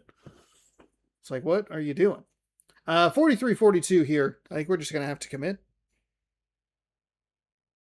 Well, who's left in the bracket challenge? Well, you know what? I don't even need to do an update until the end. Oh, this is the worst. Okay, we'll write a keep note. It's not, I'm driving myself nuts. Texas 43. Cincinnati 42. All right, so we have one more game here in our Elite 8. Quit the game. We are good to go. It is Kentucky and Arkansas. Kentucky is the higher seed. I believe they're number 3. The 3-6 matchup here. Hold on. Where are we at? It is indeed. It's a Kentucky 3. And Arkansas. Thank goodness we don't have to look at that ugly Arkansas court, so I guess that's a positive. Kentucky and Arkansas.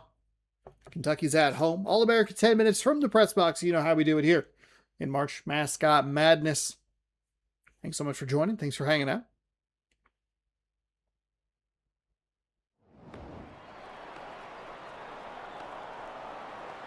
SEC matchup.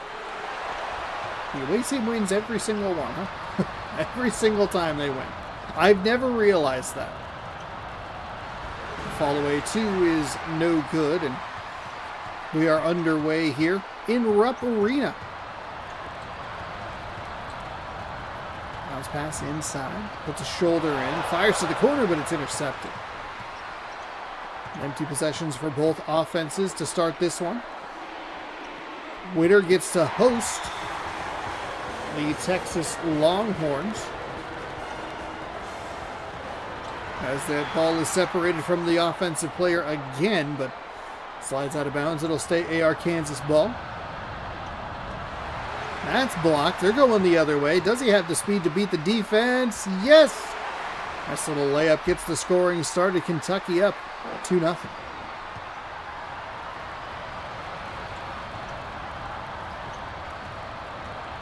Oh, wow. Nice job. Okay. I mean, that's what you have to do. This is, if any team plays Louisville, this is what we talk about. Got to be aggressive. Force that defender to make a decision. He stayed back, guarded him, and it was an easy dunk. If the defender comes to you, it's a pass over, easy peasy. There's a nice three for Kentucky to push the lead out. 2-3.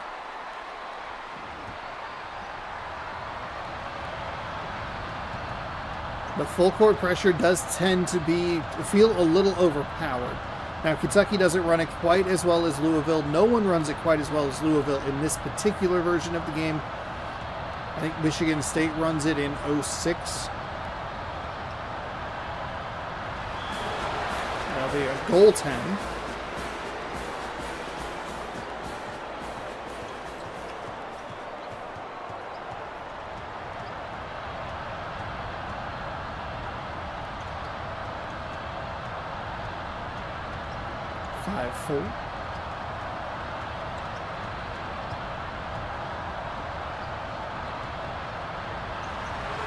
Nice little two there from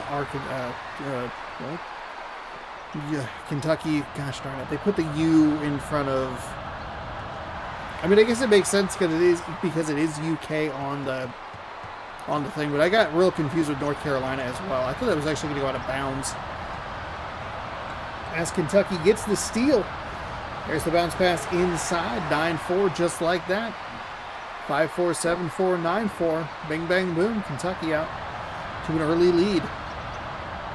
And Arkansas doing a nice job. They're trying to push the pace and be aggressive, getting the ball up the floor.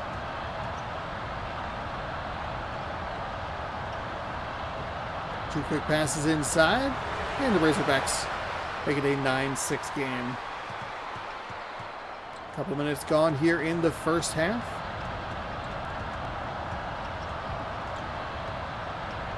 Into the corner for three. It is off the back iron. No good.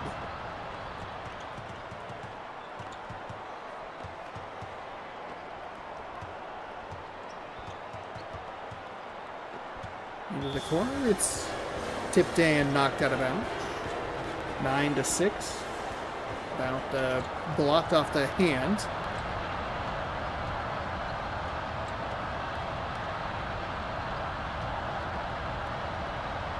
And a deep three. All right, nice little 5-0 run there.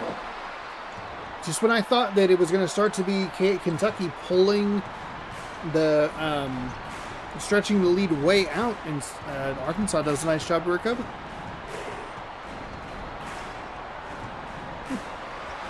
Pardon me. And that is a long two knocked down. Wildcats giving pressure in the backcourt again, but it just isn't that... I don't know, it's just not that believable. Like, they had a couple of nice defensive possessions as they force a miss there from the Razorbacks, but they aren't committed enough. And that's where it always... That's where you got to be. You have to be committed to it. There's the three. It's up. It's good. 14-9.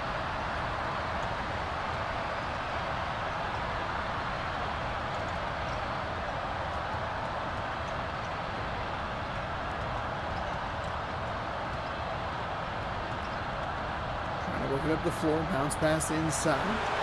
Goes up and good. 14-11.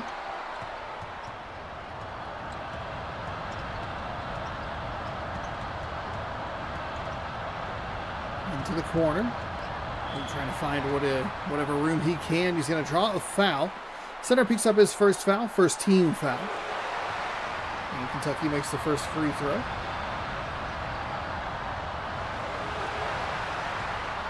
The second. 16-11 now.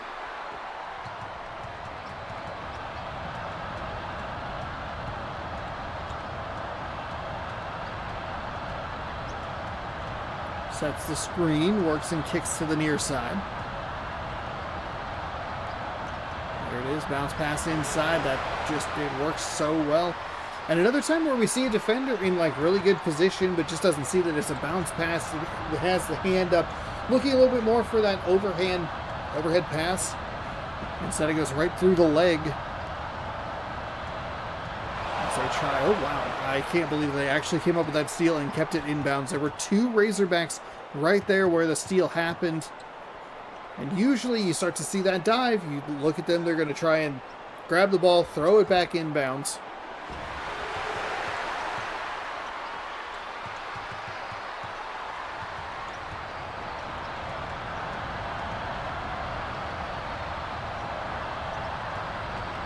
They don't come up with any points, so good defense by Kentucky.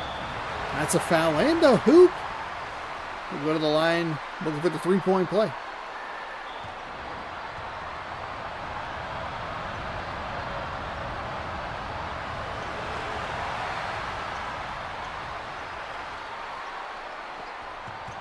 or 19-13, 4:35 to go here in the first.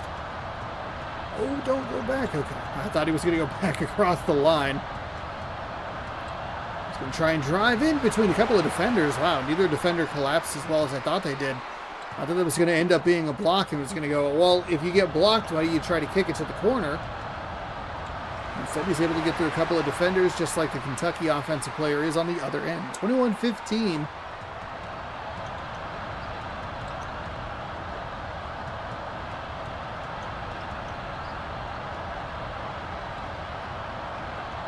One, two, stolen, slides out of bounds.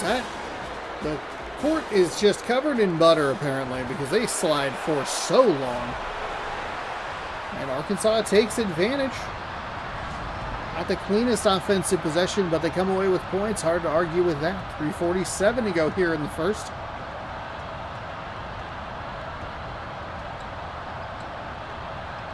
Back outside. Fires across the court, but intercepted by number 15. 1, 2. Puts a shoulder in, some contact, loses the ball, and it's stolen away by Kentucky.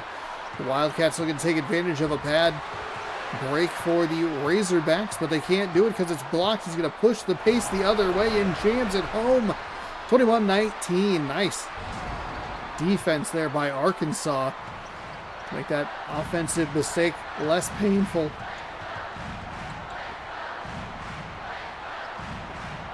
Into the corner.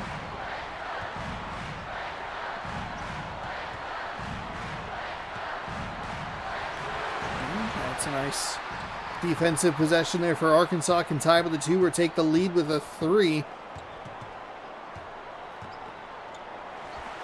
They'll go for the 2, and we are all knotted up at 21.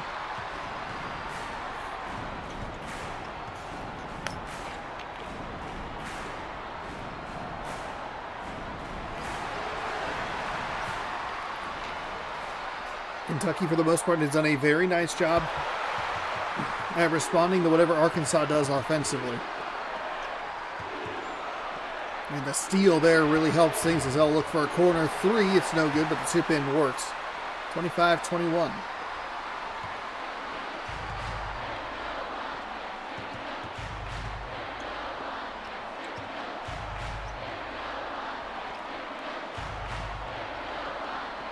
Two quick passes inside. Center has the position.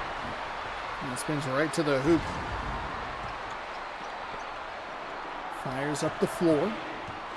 Kentucky pushing the pace a little bit, but slows down. 1, 2 quick passes inside. Fights through the defender. Rattles around and drops. 27-23.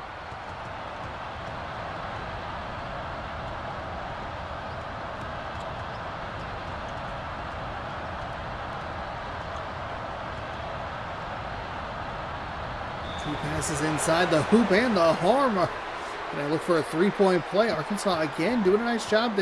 Arkansas has the positioning down low. Able to find some buckets. They can't make the free throw, and they can't come up with the offensive rebound. Been a surprisingly consistent thing for the offensive rebound. There's the 3 for Kentucky. That was one of the weirder ones that we've seen. We've seen so many offensive rebounds off of missed free throws. And some of them, a couple of them now, have really stayed on the floor for a while. There's a nice kick for the three. Got it to go. That's what you want to see. Find the open man. Swing the lead in their favor. It's a good matchup so far. We have two of the higher scoring first halves that we've had the entire tournament. Deep into this tournament run in the Elite Eights. Close matchup between the number 3 and the number 8 team, or the number 6 team overall. Excuse me, LSU was number 8. Unfortunate that I'm complimenting how good this game has been and how fun it's been, and only for a glitch to happen. A couple of defenders in the area. 4, 3. There's the shot. It is no good. Shot clock is now off with 22 seconds to go here in the first half. Arkansas looking to extend the lead. Kentucky would be wise to maybe try and double dip here. That'll work. The 4th steal for number 24. They'll push it up the floor the other way. Steps into the 3. Leaves it a little to the right. You're going to want to... Oh, boy, you wanted to push that ball up the floor. They're going to leave 0.4 on the clock for Kentucky. It's not going to matter. Hit the rim, but wasn't going to count. Boy, if you think this game doesn't have like a rhythm or pace in the regular game, I don't know where I was going with that sentence. I was just trying to think. This game doesn't have like the catch and shoot, where you'll see sometimes like they'll run some of those funky plays toward the midcourt, where they'll try to time up the inbound pass with the guy catching and just throwing it toward the basket. That this game is not going to have that. 2004, we didn't have that kind of technology. Okay. Beautiful putback by Arkansas to put them on the board first here in the second half.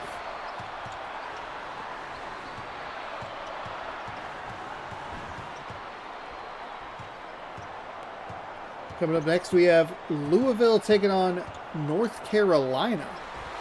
3 for Kentucky is no good. We're going to push the pace here, Arkansas is. 1, 2, quick passes inside, flipped up off the front iron, no good.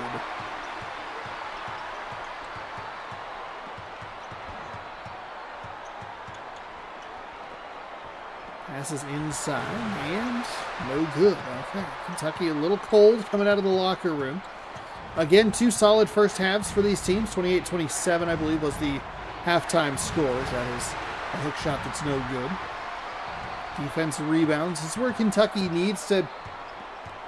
Obviously, they're not down by much, right? But they do need to take advantage of this cold, or at least lukewarm start for the Arkansas Razorbacks. You can say the same thing for both teams. Hey, the opposite team is not making baskets. We need to either use this time to catch up or use this time to push that lead out. It's a nice 3 there by Kentucky to tie everything up at 30-30. That's going to be blocked out of bounds. It'll say Arkansas ball. Might have been wise for Kentucky to let him throw it off the backboard, but doesn't matter because they get the interception. Oh, wow. Tipped and stolen away. That was kind of a weird sequence of events there. Hook shots up. Rattles around the rim. And they're going to lead to a foul.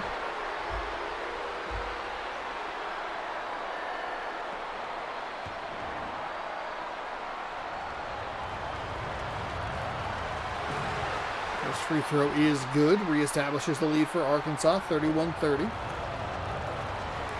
Second free throw is good as well, 32-30. 7:53 to go here in the second.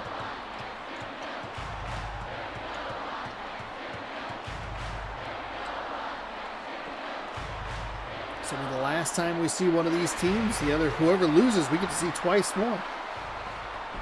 We'll be battling for a championship.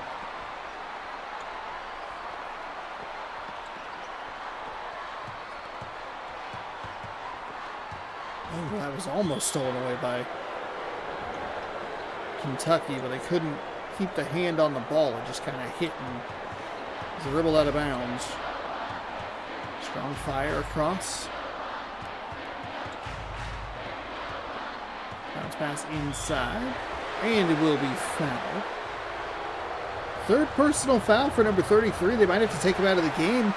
Arkansas missed opportunity to make that sting a little bit more. Goes 0 for 2, but comes up with the offensive rebound. It's another. Oh, no. Number 33 with 2 fouls in the one possession. That's his 4th personal. He is going to be sitting for a while. Number 33, 2 personal fouls in about 5 seconds of game time, if that. That is a tough break if you're the Kentucky Wildcats. 34-33. Arkansas, though, does only pick up 2 of those 4 free throws. So, I guess that kind of makes that second foul even worse. But again, it's the offense getting an offensive rebound. It's the offense getting a rebound. That's what I'm trying to say. And off of a missed free throw. It's been so bizarrely consistent. I think it's supposed to be the power of the 360, as that is blocked.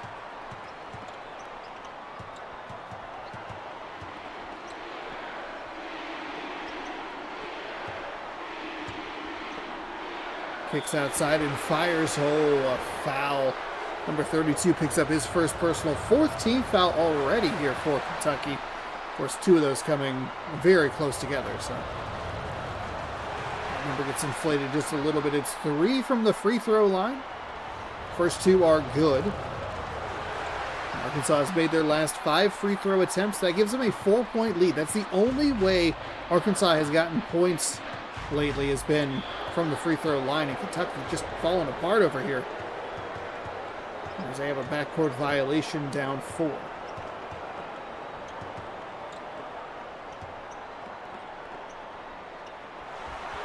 Deep 3 for Arkansas makes it an 8-0 run. They're 3 of 5. Kentucky 4 of 8 from three-point land. It was 33-32, and an 8-0 run makes it 40-33. Bounce pass inside, backs him down. And that shot is up and good, 40-35.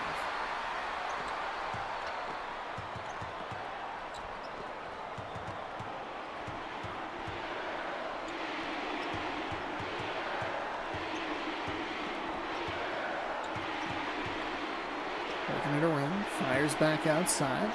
There's a little room behind the arc, beyond the arc, misses it. Nice rebound by Kentucky, as he left that one off the front iron. No good. 40-35 here. And that is going to be a foul. First personal, first team foul. Kentucky the line to shoot 2. Wildcats missed the first.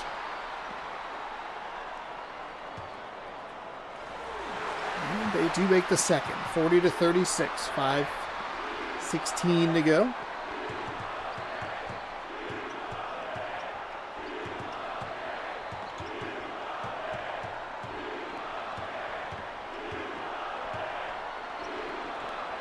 There's a nice find. Fires. Can't get it to go. Really want those open 3s to drop. Push this lead back out to 7. I don't know how that wasn't intercepted. There's a kick. Fires for 3 and gets it to go. That's a huge swing. Missed 3 on the other side. Leads to a made 3. And it is a 1-point game in this SEC matchup. For a chance to go to the Final Four. Driving inside, flipped and in. That's a foul. As the shot is made, 15 foul. First personal on center number 10. Arkansas does do them a favor by leaving that short on the front iron.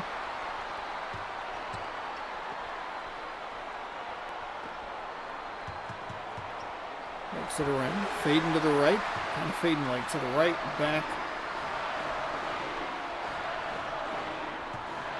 Oh yeah, Kentucky maybe timed it. Wow, okay. How was that not a block? 44-41. I'm shocked that that was made. Kentucky maybe trying to get back into that full court defense a little bit, try to provide a little pressure in the backcourt. Arkansas has done a pretty nice job though, as that is a nice slam. Arkansas has done a nice job breaking through this defense, though Kentucky doesn't run it quite as well as some other teams. They're just not quite as, they're not as ferocious with it. It was one of the slower times up the floor for Arkansas. They've been more aggressive trying to get it past the defense as quickly as possible. But that time it was slow, methodical passes. The three is left short, but the offense rebounds it. The foul, and the hoop is no good. They'll shoot 2 from the free throw line. 44 all now. 45-44.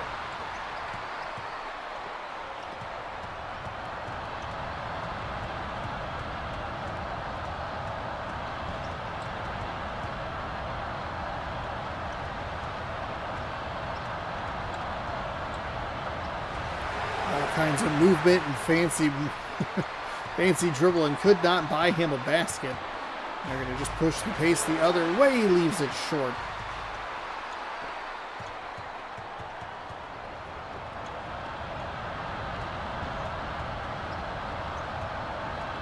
Deflected. Fires into the corner. Working it around. Steps into the 3 and buries it with a defender in his face.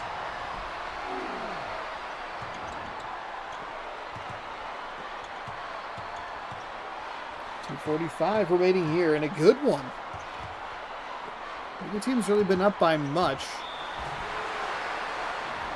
How'd that not roll? How'd that not roll in? How was that not a basket? Oh my goodness, Kentucky misses the free throw. Uh-oh, it's all going wrong for the Wildcats here. 47-46.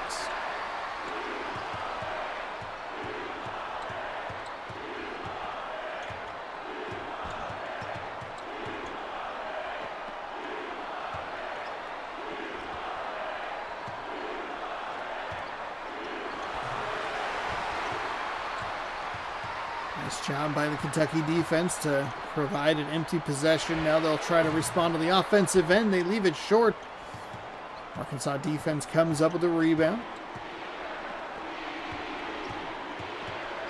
Trying to work it around into a double team.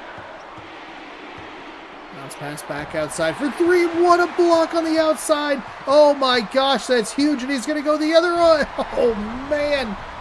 He's going to go the other way for the dunk. Wow. 48-47. Kentucky flips it in their favor.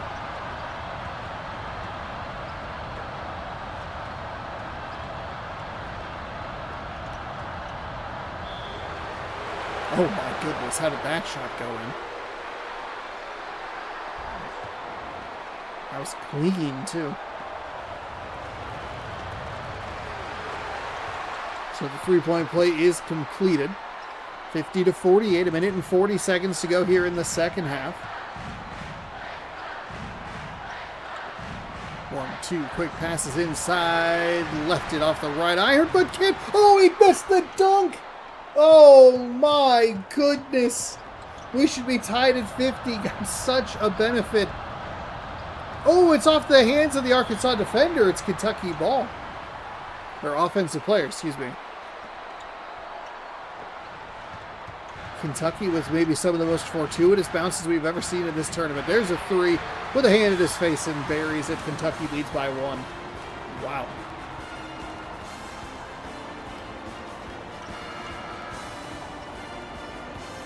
$51-50.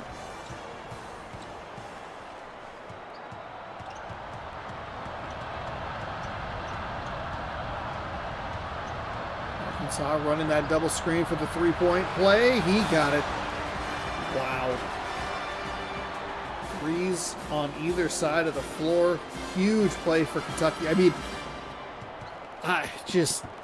Kentucky with a couple of really big breaks.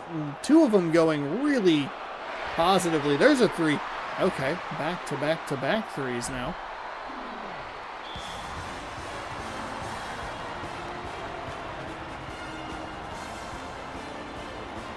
.4. 54-53, Kentucky leads. I'll put a little bit of pressure in the backcourt, but Arkansas breaks through it quickly. Drives inside, gets the 2. I mean, that was too easy. Defense never rotated to try and provide any pressure on the shooter, or at least make him make a pass. So now Kentucky brings it back up the floor, down 1.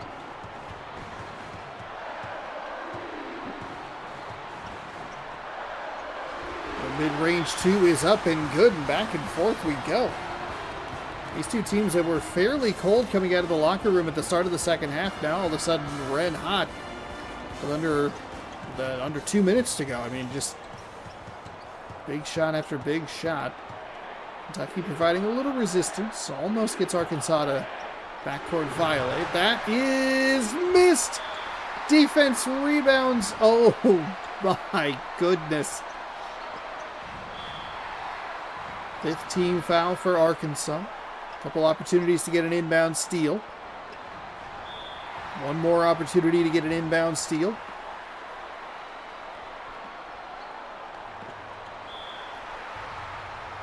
They're going to have to hope that Kentucky misses some shots at the free throw line. There's only a 1-point difference, so both free throws being made isn't the worst situation. Of course, going 1 for 2 is a pretty big deal. 57-55. What does Arkansas have up their sleeve? They only have 2 timeouts remaining.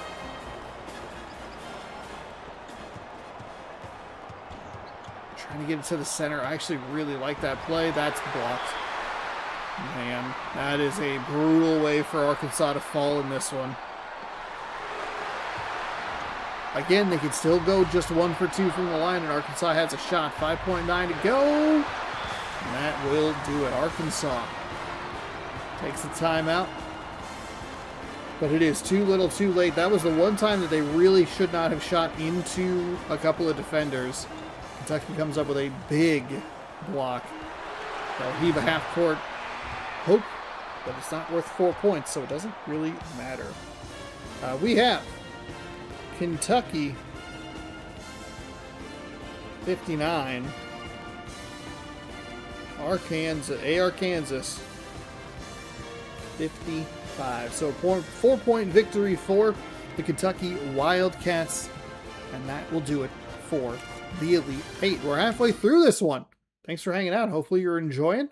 I will get this next match set up, and then what we'll do is we're going to, so it's Louisville. They're the number 1 team, so they are always going to be home. And then the other team is North Carolina. Yeah, North Carolina ended up dominating UCLA. We have this set up. I'm going to stop this, double check the audio, and then I'll input the stuff. If the audio is good, we'll check on the brackets, and then we'll kind of go from there, okay? Okay, we'll see you in a second. All right, welcome back to March Mascot Madness 6, the final day of competition here. Let me pull up the predictions. Everything seemed to be working, so knock on wood. Should be all set. All right, we have 2 brackets that are locked in. Will this be the year that I win? They've been locked in for a while. 29 points. They are done. I got 1 more victory under my belt with Louisville advancing, so I am locked in at 48 points. Actually, we have 4. Wow. Okay. This is more interesting than I realized. Okay. Murph Dog is locked in 3rd place, 56 points. Then we have 2nd place. Spring is in the air. Louisville can lead them to a victory. They simply need Louisville to win. That's it. That's it. Unless Kentucky, no, because Kentucky made it to the Final Four. They had Duke finishing 2nd. So a Louisville victory here would give Spring is in the air the victory. Let's Go currently in 1st place with 72 points. They are locked at 72 points. 2nd place is at 70. Locked in, or could have 118 if Louisville wins the whole dang thing. I did not realize that 4 of the brackets were going to be locked. Yeah, I'm assuming that's the only thing that they can do is get, yeah, because Duke is out. And yeah, okay. So here we go. This is for the bracket, and then once if Louisville wins, Spring is in the air wins. If Louisville loses, then congratulations to Let's Go. And let's go find out who wins. It's Louisville taking on North Carolina from Louisville, Kentucky. As we enter the final four games and the final four teams. We'll have a third place match after this, and then we will have the championship, or we'll have final four, third place championship. My bad. Uncle Louie. As North Carolina picks up the tip.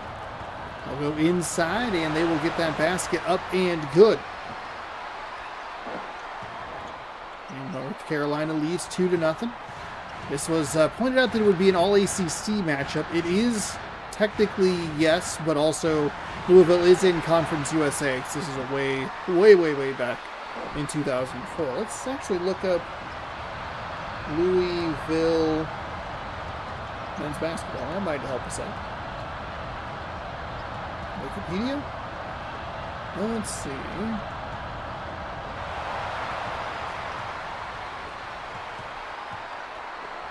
2-2. Louisville did have their 2013 title vacated, so that's exciting. I was just trying to figure out when they were. There's a shot or a three for North Carolina, rattles that one home. Trying to figure out when they.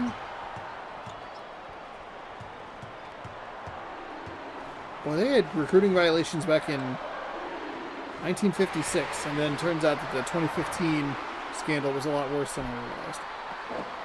NCAA corruption scandal? Wow, that's not great. Okay. Well, that's not good. When did, well, I guess I can just ask, when did... Oh, there's the Louisville Magic that you're looking for. They get the offensive rebound and a second shot. When did Louisville join the ACC? In 2014, okay.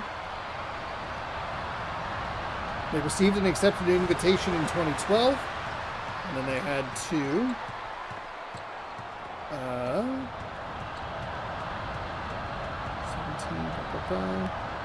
became a participating member in all sports in 2014. 2016, Lamar Jackson won the Heisman Trophy.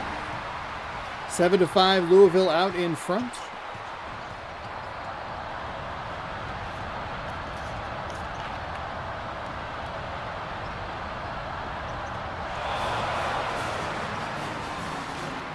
So they were members of the Big East after this. With the Conference USA changed to the Big East, hold on.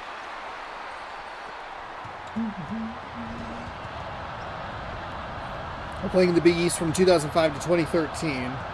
Cardinals captured 17 regular Big East titles and 33 Big East tournament titles, totaling 50 across all sports. Okay, that was where my number got kind of confused. So good for Louisville. They also have one of the most horrific injuries we've seen on a basketball court, which is not fun. Don't think about it. Don't watch it. Sometimes you get away with not seeing the bad injuries, but when it happens as the player with the ball, and all of a sudden it's like, oh, that's not supposed to be there. As we take a look at what Louisville's going to be on some kind of run here. 11-2 scoring run. This is what you expect from the Louisville Cardinals. It was 5-2. What? 5-4. What? Sean, do your math. 5-2. You were right. Since then, it has been 11-2 in favor of the Cardinals. They are now up 6 as they try to kick to the corner. I was curious if North Carolina would try to be get a little bit more pressure. That's stolen away as things are falling apart quickly here for the Tar Heels. Kicks back outside, spins around. There's a nice block. North Carolina needed that so badly. It's difficult to overstate how badly they needed that. It's a 13-2 run. It was a nice block. There's the steal. Slow down. See if he can come up with some points here.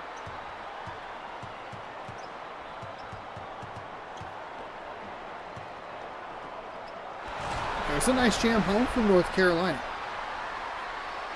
Nice find.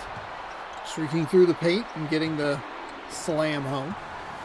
Cuts the lead to 6. North Carolina needs to prevent Louisville from making baskets and take advantage when they have opportunities offensively where Louisville is not able to set up in that full court press. Also, North Carolina kind of needs to take a page out of the Louisville book and put the pressure in the backcourt. So they're having trouble getting through this effectively.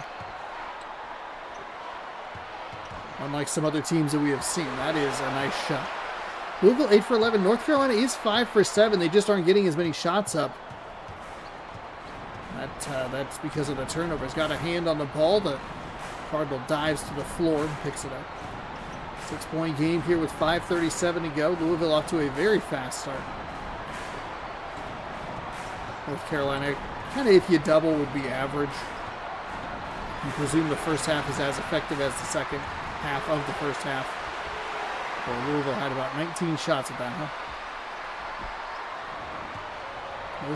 Those are the defensive possessions that I think the Tar Heels are really going to come to regret. That's just a mess.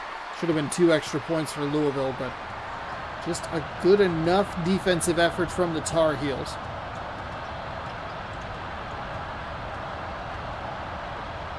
There's a nice find. Kicks for 3 and finds the nylon.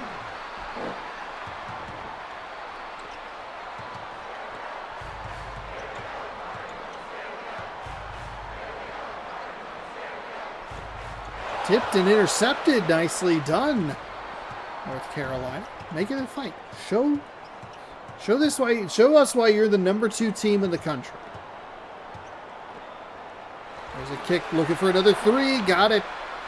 6-0 run. Cut the lead to 2.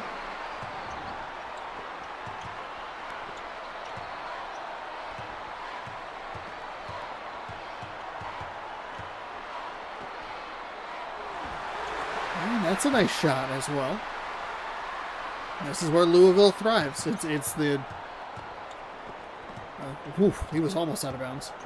I like the pace that North Carolina is trying to work with when they're breaking that defense. Deep 2 off the back iron's no good. Only a 117, 4:06 to go here in the first half. North Carolina was down by, well, at least 8 in recent memory. They were able to cut it to just 2 points. They are now trailing by 4. Nice defense. Almost went out of bounds and likely would have been out of bounds off of North Carolina. There's a beautiful coast-to-coast. That is smashed home to cut the lead back down to 2. North Carolina doing a really nice job, not going away. Louisville, yeah, they got out to a big lead or whatever, but the Tar Heels have stuck around. That's what you have to do. It was the argument that I made with UCLA for most of that game when North Carolina and UCLA played earlier in this video, was the fact that, like, hey, UCLA just has to stick around in this game and try and get to a point where they can make a little bit of a run. That's what North Carolina has to do. Just stick around. You've gotten kind of the run that you're looking for. There's a nice find off the glass. They can't get it, but the offense rebounds it and puts it in. Tie game, 21-all.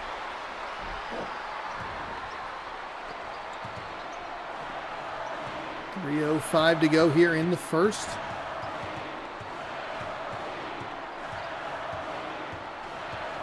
Works it around the outside.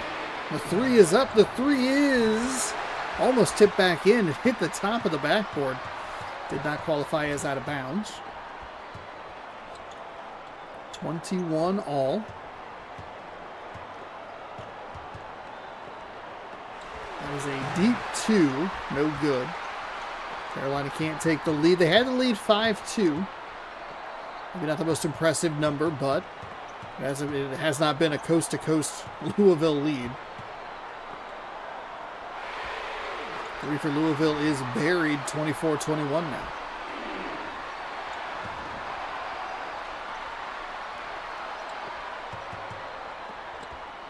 Spins and fires.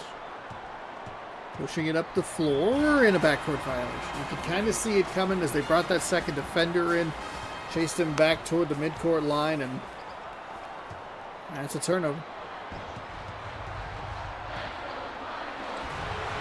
Off the back iron, no good. And, no foul for Louisville. Instead, just good defense by the Tar Heels. And the screen, setting up that 3 in the corner. Fires and gets it. Knotted up.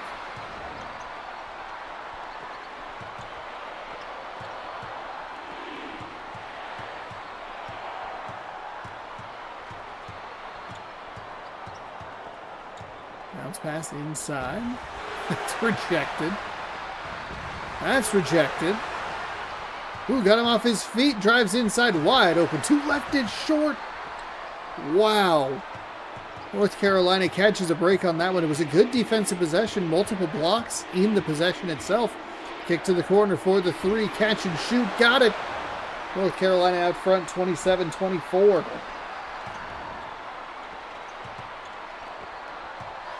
Loser plays the loser of the next game. Winner plays for the title. To the corner. Got it. North Carolina tried to close out on it, but just a little too late. 27-27, and the steal! Oh, we couldn't get the bucket! It should have been a 5-0 run with North Carolina not even touching the ball offensively. Two quick passes inside. Center skies home. The jam. NCAA March Madness 2005 has been kind to us. We have 3 different champions so far. Louisville, Duke, and Kentucky. 2 of those teams are still in. 29-29. These are incredible first halves by both of these teams. For both of them to be right around or potentially both break 30 points. It's been a very good game so far. That is left a little bit short. So Louisville will push the pace. Texas and North Carolina would both. That's an alley-oop. That's a beautiful alley-oop. Just completely lost track of them. Defense did not rotate correctly, as that is a nice slam home, and the Tar Heels won't even push the ball in. And immediately a foul on North Carolina. First personal, first team foul. 2 seconds literally into the game. Second half, excuse me. 31-29 at combined 60 points is very high.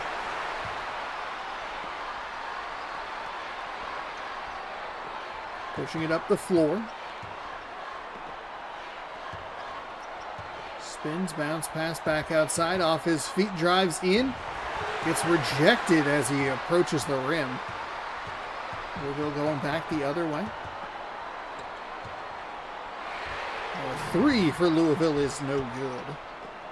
So if you're rooting for a new champion, you're rooting for North Carolina and Texas. You're rooting for a repeat champion or a combination of who can win their first, second title in NCAA March Madness 2005. You're rooting for Louisville and Kentucky. 34-29.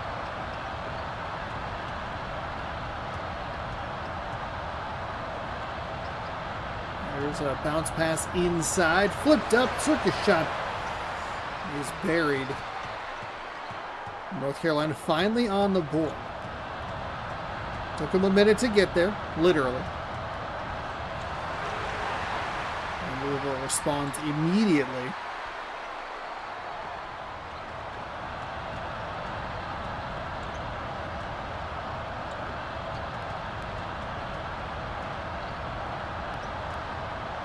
Step inside the three-point line is rejected. Push back.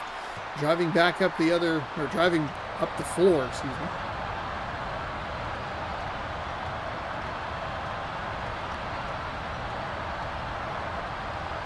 Kicks and fires for 3. Left it long. A couple of bounces off the rim. No good for Louisville. Would have felt like a huge 3. Instead, it's going the other way. Nice bucket for North Carolina. A little surprised through all that contact that he was able to get there, but it's a one-possession game now. Hasn't really been much more than that for a lot of this, especially like the back half of that first half, the final 5 minutes or so. Huge 3 for Louisville.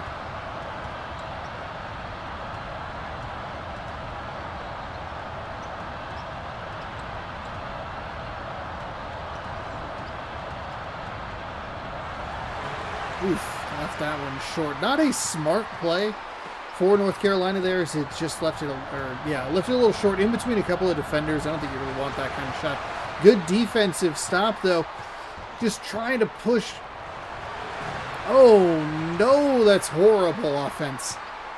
He was trying to push the pace. I appreciate that, and then kind of tried to like use the horns there to push the defender out of the way.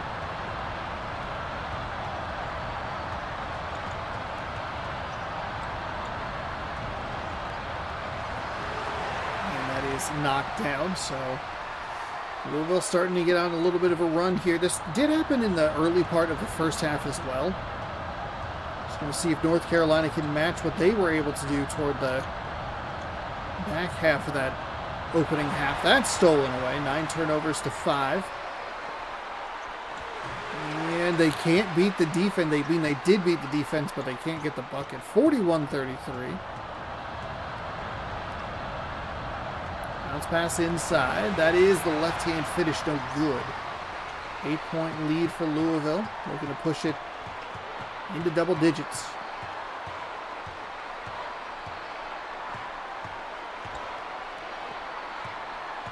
And in that same play on the opposite side, a 3 is left a little bit short.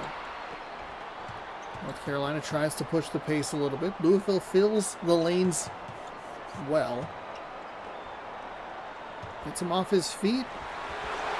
Okay, that's a big shot. If you're going to get him off his feet and take that mid-range jumper, got to be confident in it.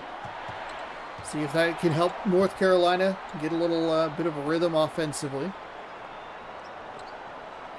They need these defensive stops when they're also scoring points. They can't just have them when they're only maintaining a deficit of 8.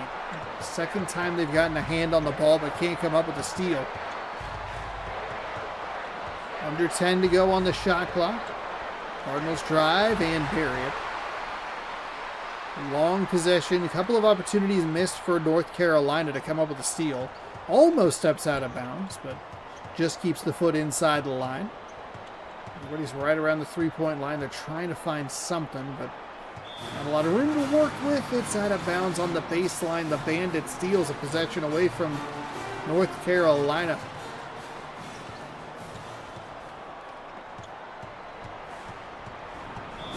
They backward violate right back. Would you? Thank you for the stupid turnover. Would you like one in return? 43-35 spins off the right hand and good.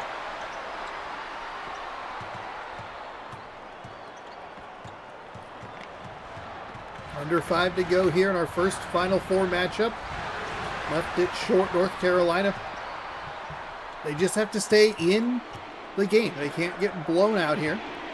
Give yourselves an opportunity. That's a nice shot.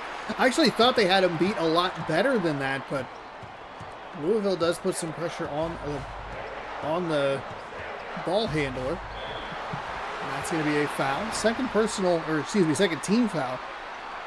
They had one in the first 2 seconds, and then they have not fouled in the following 5.5 minutes. So good for North Carolina. Sometimes when you get those fouls early in halves, you start to see them pile up really quickly.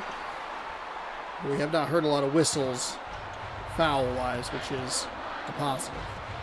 North Carolina trying to work through this full-court defense.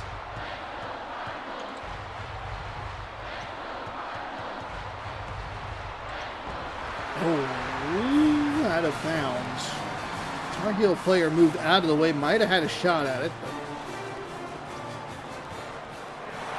that's stolen away. Going back to the Louisville offensive side. Bounce pass in and rejected.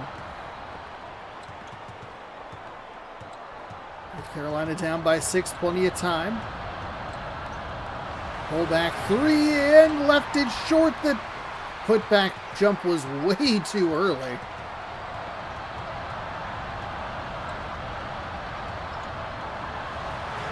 Left that one short, the tip in short. Okay, North Carolina has to take advantage of these possessions in particular. You can't do that. That just cannot be the answer. A shot into double coverage. And Louisville buries it on the other end. I don't think that's really all that surprising, but pushes the lead out to 8 nonetheless.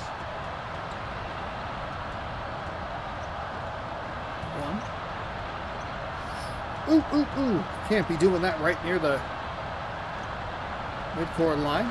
The shot is blocked. It's off Louisville last anyway, so they'll stay here with North Carolina. They almost threw an interception immediately, and then they threw one anyway. Wow. All right, North Carolina's not out of it. They've made a couple of runs. Their offense just has not been as consistent as you need it to be. I mean, an out of bounds for Louisville is more beneficial to them than a missed shot, because they at least get to set up the defense.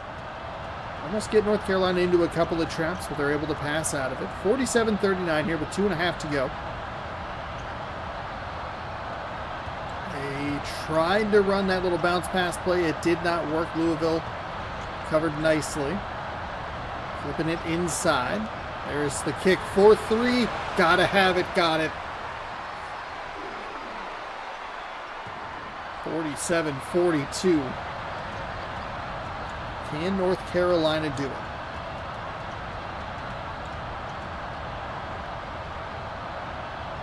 They've done a good job just sticking with this team. They've only ever been really down like 3 possessions. Stripped but dove out of bounds.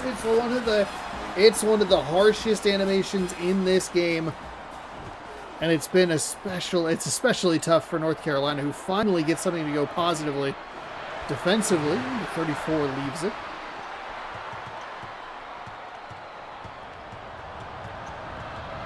North Carolina can cut this to a 1-score game.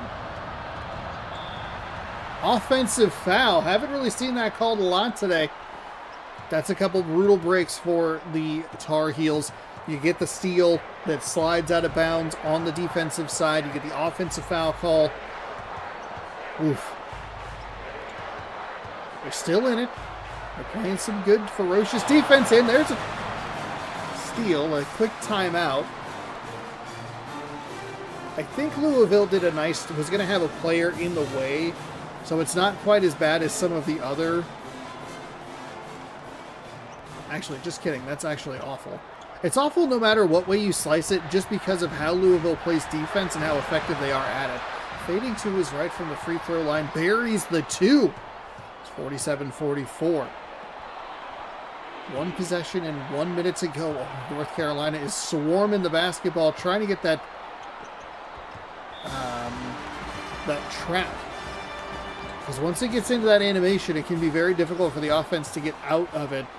There's a block, huge block. They can't call timeouts. Most of the time you look at it, you go, okay, timeout. The defense was going to have players in the way. Louisville is a team you can't do that against because it allows them to get set. North Carolina able to get past. They're down 3 with 44 seconds to go. They are going to have to start fouling if they don't get this shot up in the next about 5 seconds. The shot clock is off. They missed it by literally half a second. So they will start to foul here at the 25-second mark or so, unless Louisville starts to get kind of pass happy. No, they will just go ahead and start fouling. I don't love, but I'm also kind of like not against it. I think that once it gets past mid-court, then you should start fouling. But I don't mind trying to put a little pressure in the backcourt to try and force a turnover. Hopefully that'll be in the next patch, but you never know.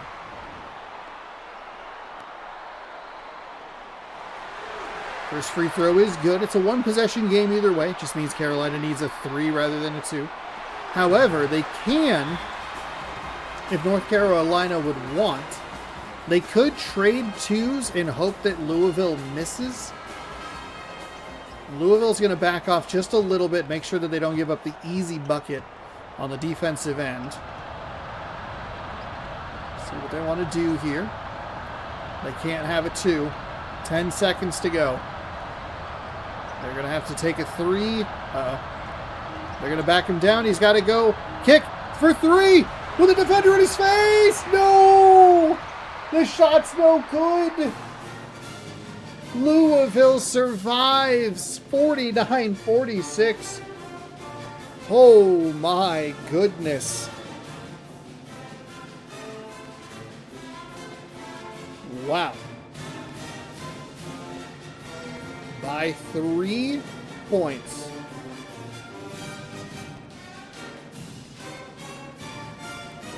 Louisville will improve. I think it's 16 wins coming into that. I don't know why I thought they had 18 wins coming into this. Louisville will play for another title. 49-46. North Carolina, really bad offensive possession there. That last time down the floor. It gets really dangerous when they try to back the center, when the center tries to back down when you're down 3, because it means it usually is a rushed shot. But then you think about the fact that like shots that are contested are still pretty effective or consistently made. I thought we might be going to overtime, but instead North Carolina misses it, and that will do it for that one. Game number 2. Kentucky will host Texas.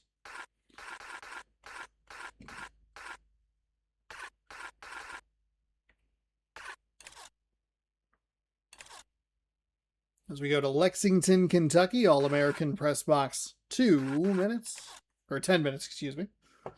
We will have a third place match, which I might cut to 5. Well, I think we did that last time. But we do need a winner. We do need a third place finisher for ranking purposes. Texas comes up with the basketball. And 2 quick passes inside gives them the advantage on the defense, and that will be the first 2 points.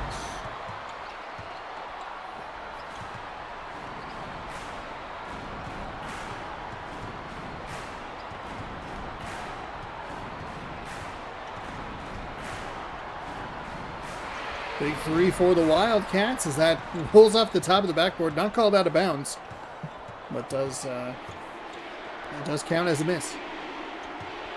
So Kentucky has won a title before. I believe they won last year's tournament, so it could be a battle of previous champions.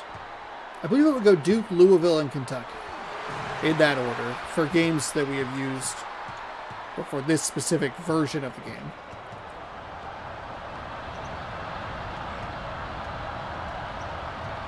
Bounce pass back outside, fires and buries the 3. Texas out to a hot start, 5-0. Longhorns would be a new title hoister.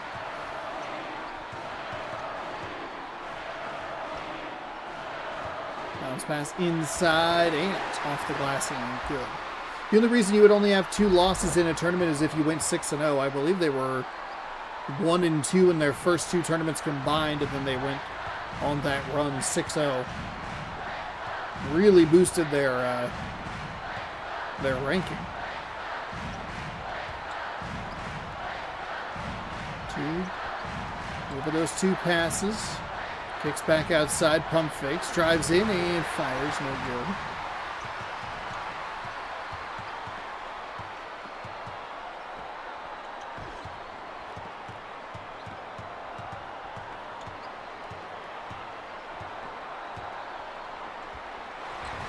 Shot is up, but leaves it off the rim, no good. Texas 5, Kentucky 2, opening couple of minutes here. Into the corner. For 3! No, and the defense comes away with a rebound. Thought the offensive player might have a shot at a putback, but no luck. Sets the screen, drives inside, fires it through the contact, and knocks it down.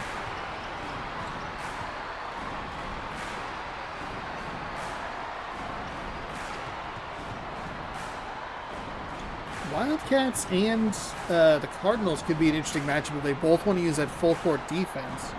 Also, I think these teams hate each other, like legitimately don't like each other, Kentucky and Louisville.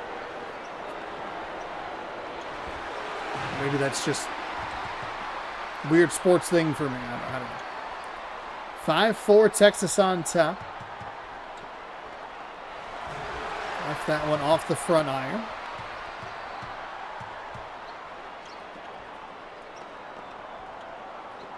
One, 2, quick passes inside, flipped up and foul.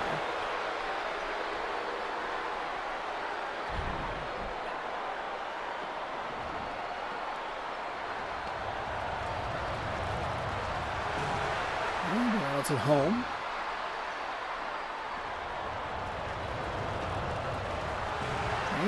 missed it. Okay. Timeout, Kentucky. Must have been a second foul for someone on the team. 6'4", a.k.a. my height. Texas on top.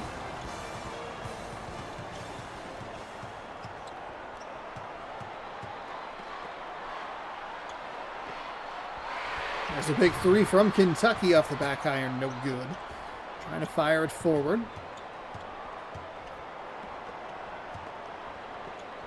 1-2, quick passes inside. Flipped off the glass and good. 8-4. Longhorns up. Old SEC team versus a new SEC team. And the Texas Longhorns moving over from the Big 12.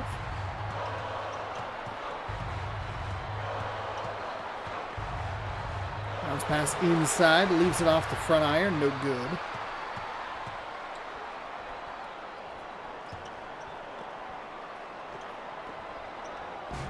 Oh, that missed. Okay. I thought he had the angle, but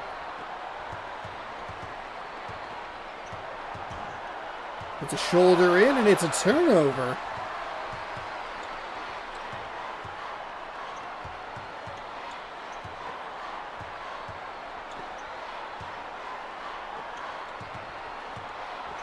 Oh, stolen away. Pushing forward. 8-4 here. Slower start for both of these teams. Kind of a fireworks show between North Carolina and Louisville, especially when you compare it to this one. 2 passes inside, blocked. Back to the Wildcats. And for 3, a deep 3 is absolutely buried beyond the arc. 8-7.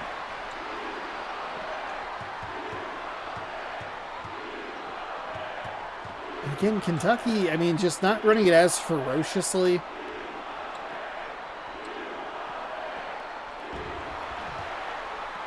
Texas is going to have a couple of tough matchups where it's going to be similar styles of defense. Louisville obviously plays it very differently. I've talked about it ad nauseum. But they will have a little bit of experience, theoretically. That is a foul. 3rd team foul. First personal here for the Wildcat player. As that shot is missed.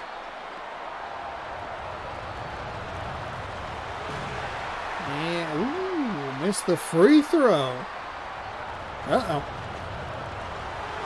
Second free throw is good. 9-7 now.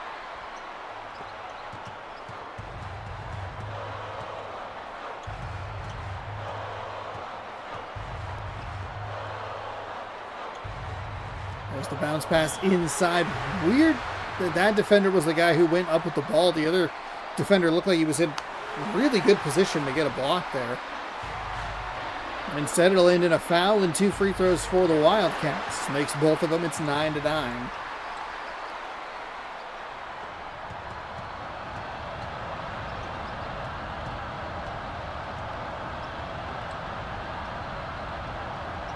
Bounce pass inside. Wow, nice block. Oh, nice steal. Okay.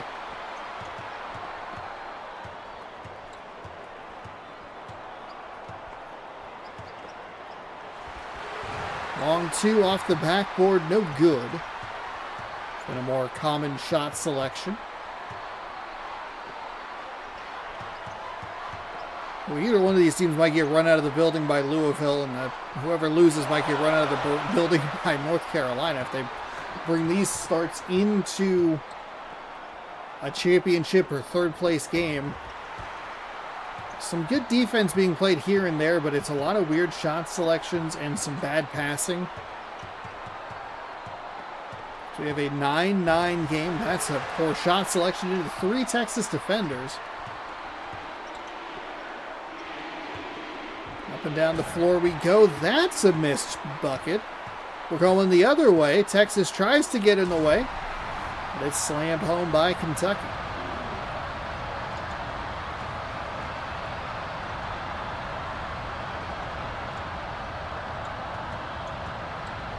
Kentucky working with some full court press here. Pressure. Texas going to drive inside. Owen got lucky with the foul. That was going to probably be annihilated. But the center comes up with the foul. His fourth team foul. And the shot is up and good. 11-11. So Texas will work with a little pressure in the backcourt themselves.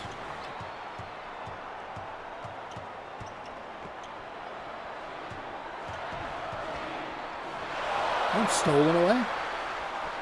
They're pushing the pace.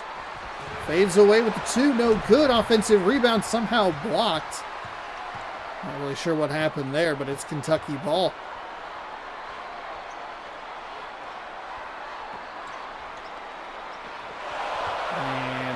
Again, not sure what happened. If that hit the back of someone's head or something, but now it's Texas's ball. Quick passes inside, stolen away, but slides out of bounds. It'll return to Texas. And that's going to be blocked. Kentucky again. Cannot get the ball before it drops out of bounds, and it'll be Texas ball. 2.5 to go here in the first half of action, kicking it around the outside. There it is from long range, no good.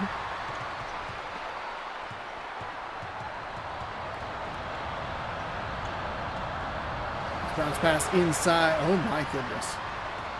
These teams can't make anything.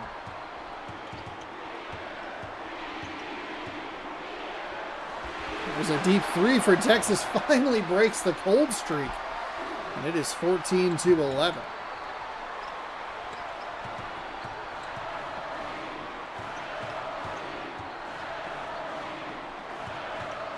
Drive it inside. Changed hands, tried to finish with the left, but barely gets to the rim. So, I mean, it's 3-point Texas lead. Not if you can't have a foul in that location or in that space. It's a 3-shot foul because it's beyond the arc. 1:40 to go. It's the 15th foul, but only the first personal. And Texas does them a favor by missing a basket.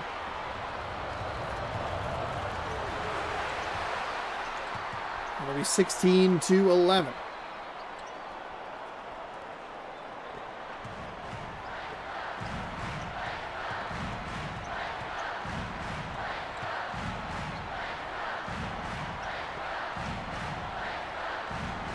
Bounce pass inside. Strong left-hand finish there by Kentucky. Breaks the Texas streak there. It's only a little 5-0 run, but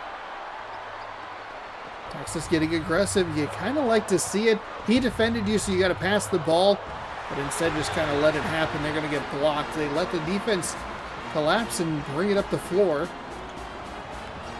And somehow didn't step on the baseline. I thought for sure when you saw him kind of bring that ball like up and around, it was going to be out of bounds. Two awful-looking shots by the Longhorns. It's 16-13. Both of these teams with very bad first halves. There's a three from Kentucky.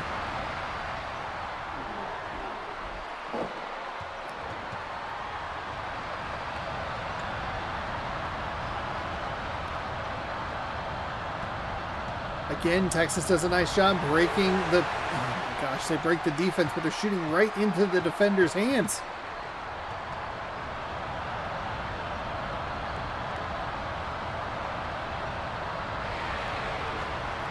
Is buried, and Kentucky flips the lead in their favor.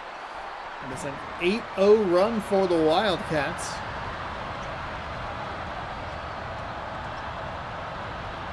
Okay, they kind of give them the 2 points. The second defender wasn't in a really great spot. Again, forcing that Kentucky defense to make a decision. Are you going to defend me, or are you going to... Are you defend me or are you going to defend him? How are we doing this? There's a little mid-range. Texas again with another poor shot selection. Right into a Kentucky defender. We're going back the other way as the clock winds down. Kentucky knocks down a 2. So an ugly finish to the first half, which was frankly quite ugly regardless. And we have a 21-18 game.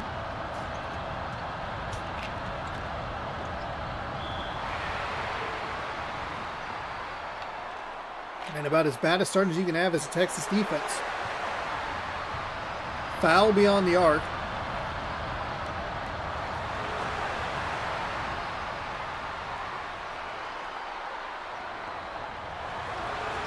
And 3-4-3.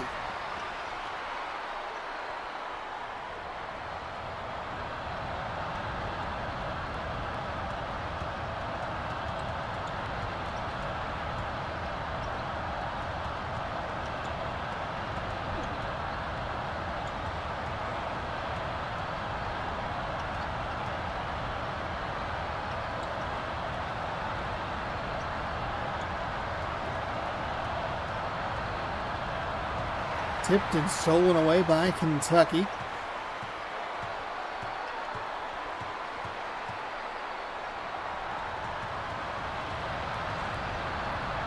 And there's the kick for the three. Left it a little bit short. Good break for Texas. They don't need everything at once. They can't even get everything at once. They just try to find something. Number 33 picks up his second personal foul. As again, Texas really doing a poor job with their shot selection. Just constantly feels like they're shooting right into the defenders. And it's not great at all. 24-20. Bounce pass inside. Off the glass and good.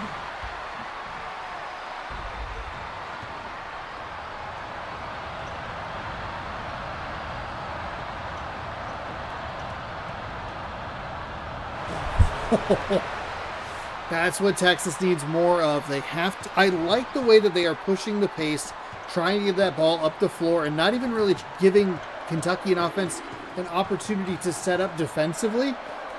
But on the other end of the floor, they're just not consistent with what they're trying to do. They are 6 for 17.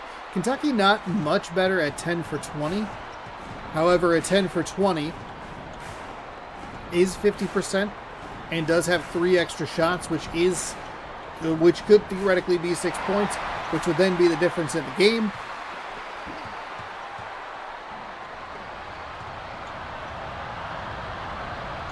As we see a turnover, and buries it 30-22. Again, Texas doing a nice job. That's a really good recovery by the Wildcats. They've done a better job at sinking that second defender down. Like they're making, it feels like they are making an adjustment at times to go, okay, you would have 3 in the front court, 1 in the mid court, 1 in the back court. Trying to get the trap in the front court or in the back court. And then you would watch them pass it, and then you have a defender in the center just kind of lurking. So if they do try to throw it up the floor, that's a bad break. Then you have somebody lurking in the middle who could intercept it and then get it up, up the floor with a theoretical push to get points, blah, blah, blah.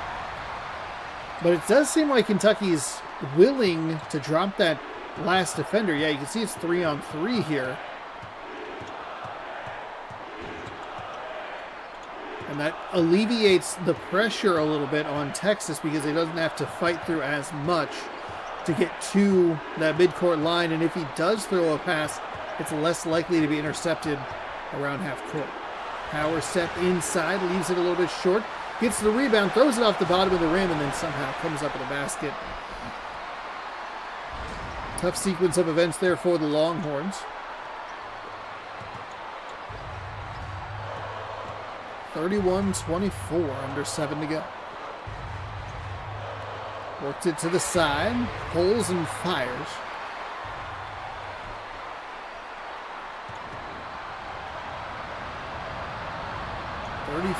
Oh, wow, steal right off the inbound and then right into points. That is a very fast 5 points right there. That's Texas. There you go. I don't know if Texas is running something different offensively that's pulling that second defender into a weird spot, or if Kentucky is genuinely just making a defensive decision to drop him back or pull him forward at times. That time he got through very easily. That's what you're looking for. as he steps on the baseline, turning the ball over to Texas. You're looking for that super easy decision. I have to read one dude. What's he going to do? Is he coming to me? Is he going there? Easy peasy. Bounce pass inside. And another shot right into a Kentucky defender. It is blocked out of bounds, though. For the three, it is up. It is good. 36-29, 12-point deficit down to 7.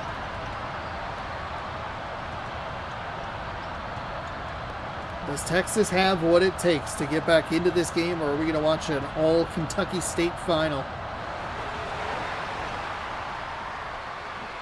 We'll be in Louisville, Kentucky. Texas would host a third-place game.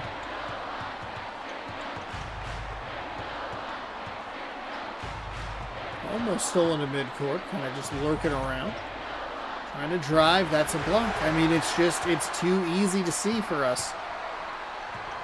There's no reason they should be shooting that shot into the defender. And there's a bucket. I will say, I know Kentucky doesn't have a ton of wins. They're 7-2 going into this. Louisville 16-2. If Kentucky wins this game and they were to win the final, they would be the #1 seed. Because they are a multi-time champion. That is way too high off the glass. Like a very way no good. As this lead is starting to stretch for the Wildcats. The 3 for Kentucky, no good. As Texas still has an opportunity. It's not over yet. They just need more better offensive decisions more frequently. Way too many times it's like, well, that's a block, and that's a block. And it's not even like the Kentucky player is making an incredible defensive effort to, like, collapse on it and, like, getting, like, a fingertip on it. It's like, oh, no, you're going to shoot it right in front of me. I'm right back at you. Bam.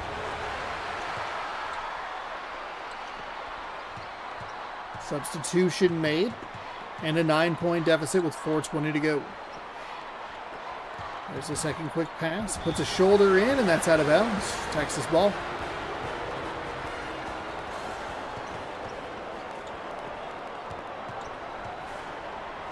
Texas wanted to push the pace a little bit, but did slow things down a bit. Kick to the corner. No, they'll kick to the top. Kentucky trying to chase around for a double team. That rattles home. Nice offense there for Texas. Cuts the lead down to 7.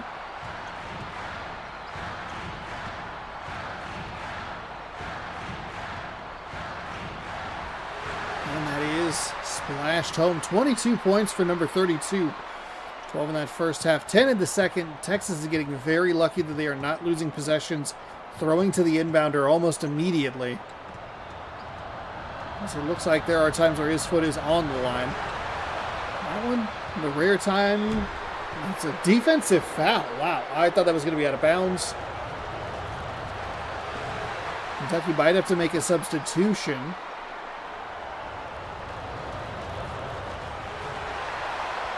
Go right back up. Foul again.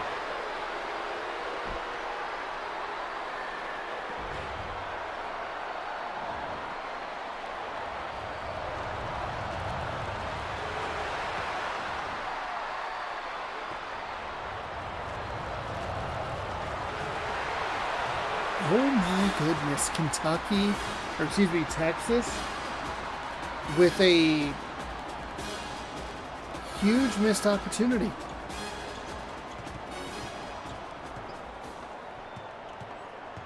It's a touchdown game and a football score, 42-35. I mean, it's just, that's the difference. Kentucky is able to shoot right into a defender, and then there's your difference. That is the perfect encapsulation of this game.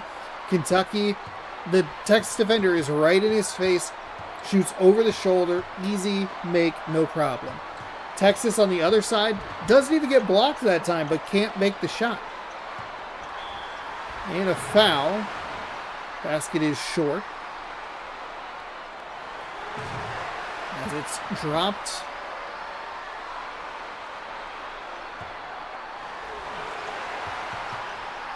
And the second one is good as well. 2:42. Yeah, a little over a minute. Maybe a minute and a half if you're being absolutely generous. Let's try and get this down to a two-possession game. They needed that. Had to have that. If you missed that, you might as well just write it home and just, that's it. 46-37.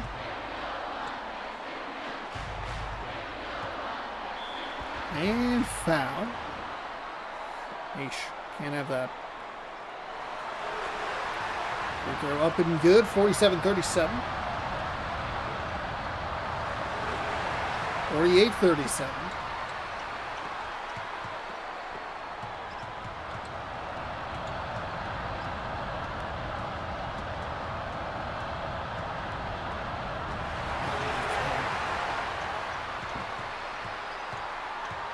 If I had $1 for every time Texas has taken a shot directly into a Kentucky player, I'd probably be able to retire.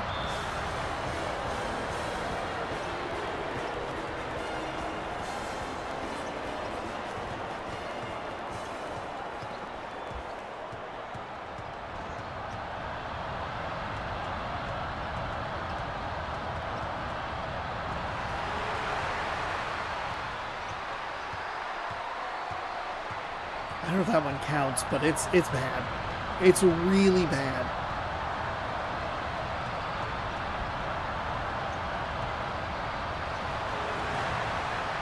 Lets the three fly, but can't get it to go.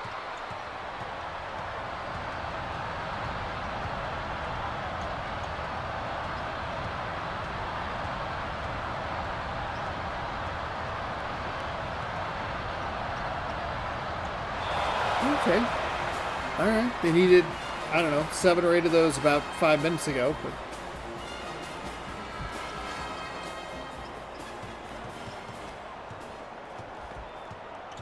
(48-37), about a minute to go here in the second half. Texas with a big 3, but no. 8 points was going to be really tough to come back from. I don't think Texas is going to be able to do it regardless. I don't think they're going to do it at all. I think it has to be 2 possessions. They're getting these defensive bounces and breaks that are leading to steals at the wrong times.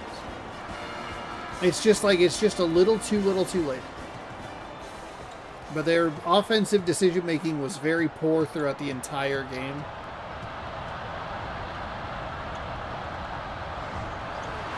That's flipped up and good. So it'll be at least under a 10-point deficit, but shot clock is off. Kentucky can hold it. I don't think that they really will. This game is not very good about just like holding on to a ball, which is weird because sometimes when it gets locked up right in those like locations, that's when it gets weird.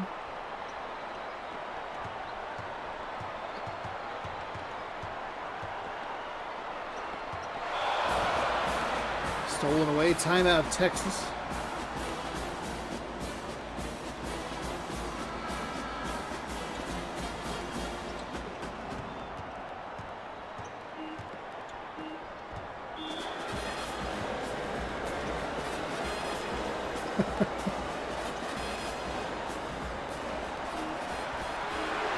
Well, they bury the 2 with .9 to go, but it's too little, too late. Texas falls to Kentucky. They lose 48-41. Kentucky is the winner. This one's helpful because the home team is actually the right one. I'll try to make sure to make that easier on myself next time and just flip all the matchups. It's too much work. Kentucky 48, Texas 41. Kentucky is the winner. Whoopsie daisy. But it'll be Louisville, Kentucky playing for the championship. And it will be Texas and North Carolina. Texas is the home team. They are 18. North Carolina is 20. Now, a bunch of teams. That'll be interesting to see kind of where It's not always going to be the most accurate because, well, are we going right back to Texas? Yeah, Texas again, North Carolina. Yeah, we'll go 10 minutes. Have I tried the PDA? No. So we will need a third place game, which I, again, couldn't find the setting. But it'll be interesting to see which teams really rose in this. I think both Texas and North Carolina will go up pretty considerably. They don't have as much room to grow as far as, like, they were tied for 19th or whatever, let's say. Because that is rejected. Now they're ranked number 7 because they have this number of wins or whatever. Hopefully the more we do it, hopefully there are more teams that are able to do that. And we'll still do the elements of randomization. I'll just make sure there aren't any rematches. We'll organize them by wins. It'll be titles, finishes, and then wins. So like if you're at Alabama, you do get a bit of an advantage because you are a high finisher without having won. I think they were number 4. And we will not have a new number 4 because we theoretically could have had 4 different champions, but we do have Louisville and Kentucky, previous winners, going for the title coming up after this. This is our third place game between North Carolina and the Texas Longhorns we just watched lose. And we have a very weird 1-0 score.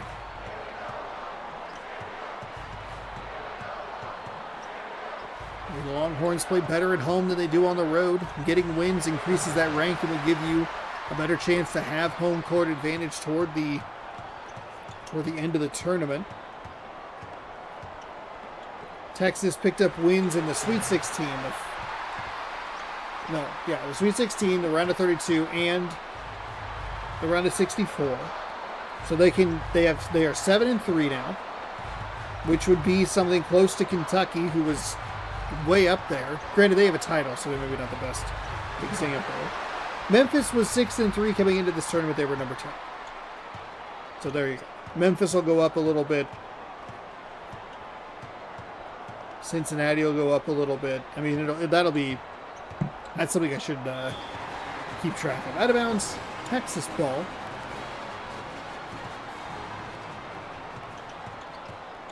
Let's try to make a note of that right now.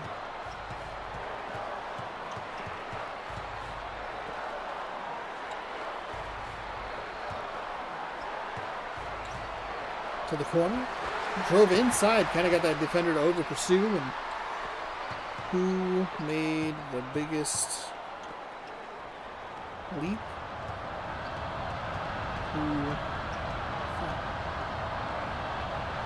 There's a deep 3 from Carolina, and that is a 4-2 lead now.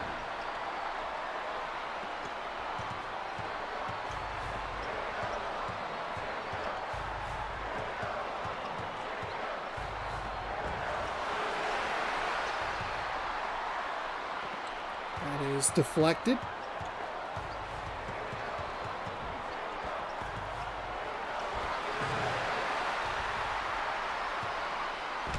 And deflected on the inside as well. North Carolina pushes the pace. So third and fourth place would be valuable for both these teams.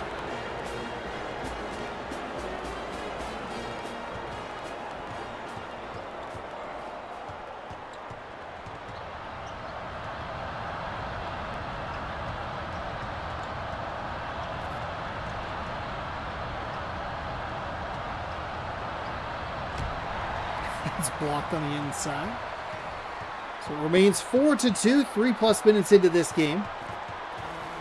Texas bringing their slow start into this game while dragging North Carolina down with them.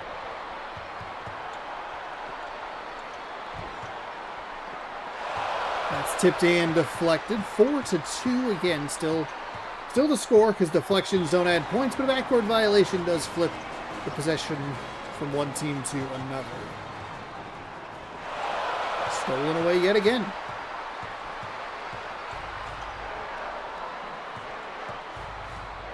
Try to work it inside, drives into a couple of defenders. North Carolina comes away with the ball over the outstretched arm. It'll be 6-2, North Carolina.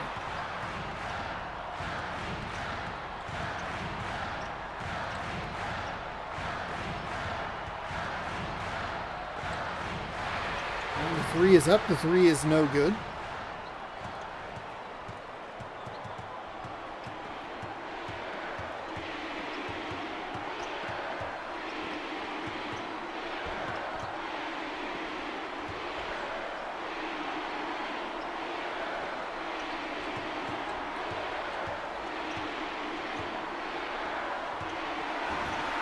I wonder, looking at how these last couple of games have started for the Texas Longhorns, I wonder, how did they get here?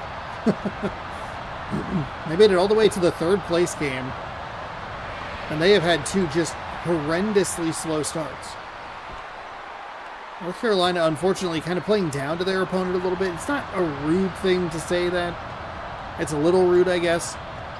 But North Carolina had such a fun first half against Louisville, but this Texas Longhorns team is just grinding their rhythm to a halt, which I guess is a credit to the Texas Longhorns. That's just the style of basketball that they play. They're just gonna slow you down. They're gonna drag you down with them.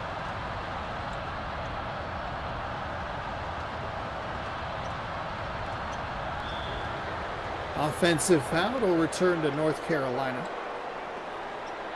9-5.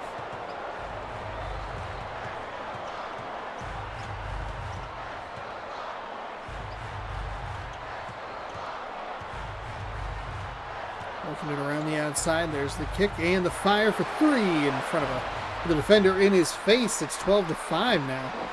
As that three is buried. 4.5 to go here in the first half.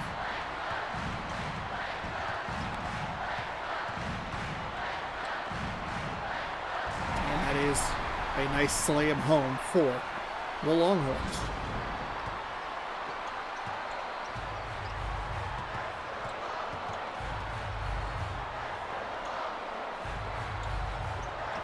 Get that two quick passes inside. A couple of defenders in the way. Does knock it down. 14-7 football score here.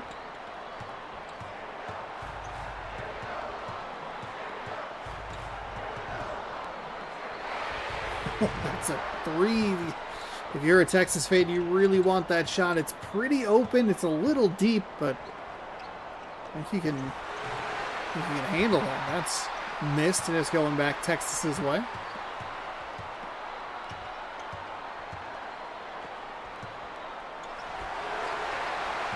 Able to fade to the left a little bit and get it over the kind of the down arm of the defender. 1-2 quick passes inside and a defensive foul. Third team foul, first personal on number 33. And leaves it short, 14-9.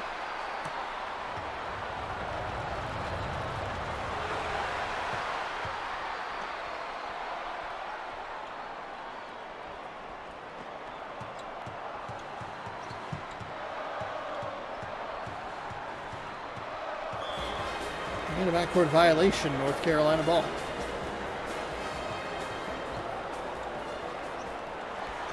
Three from North Carolina is left a little bit short.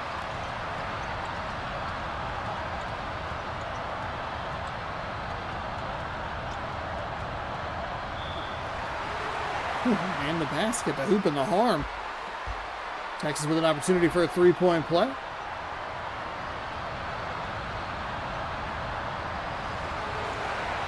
(15-12), 3:01 in the first half.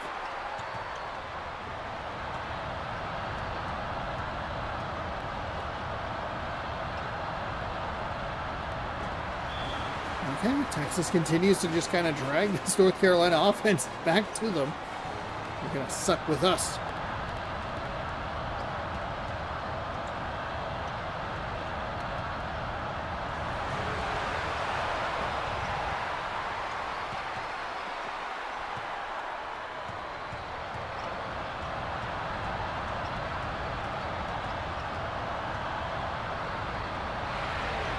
Three for Texas, up and good, and just like that, it's 15-15. Texas chipping away at this lead, and North Carolina not able to capitalize on it. Two quick passes inside, foul. Second personal, fourth team foul. So he will likely be set down after this. That shot is missed.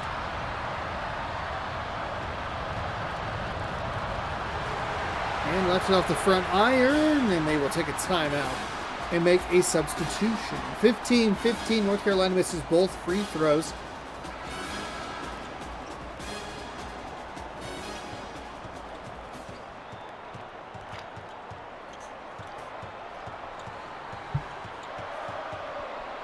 North Carolina with a little backcourt pressure. And that shot is up and good. So Texas 17, North Carolina 15.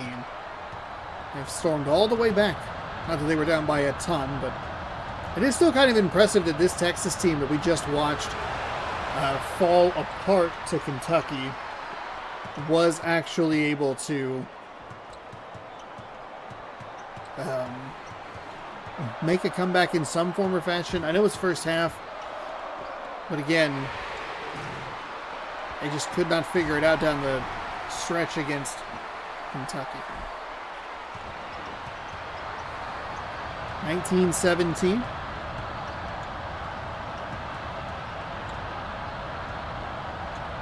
Bounce pass to the center.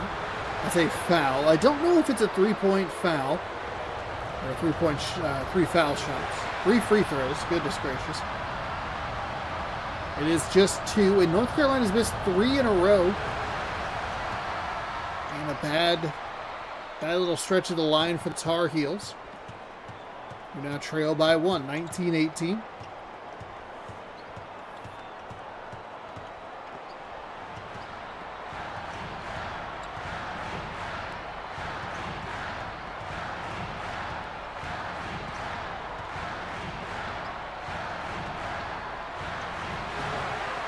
Back iron, no good. Tipped in for 2, 21-18. Texas is going to end up with a good-looking first half.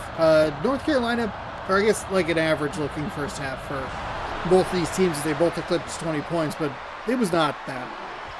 Both teams were very sluggish to start. Texas felt like they were playing more their style of game than North Carolina was. North Carolina was out of sorts a little bit, it seemed.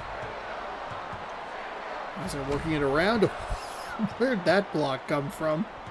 Shot clock is off. Could be the final possession. Probably won't be the final possession. Ooh, I thought they would maybe go to the corner. Instead, he moved inside, in between 3 defenders to the corner. Takes a step inside the three-point line. Leaves it a little too strong. The tip in, though, is good. North Carolina gets back out in front. 22-21. 3, 2, 1. The half-court heave is no good.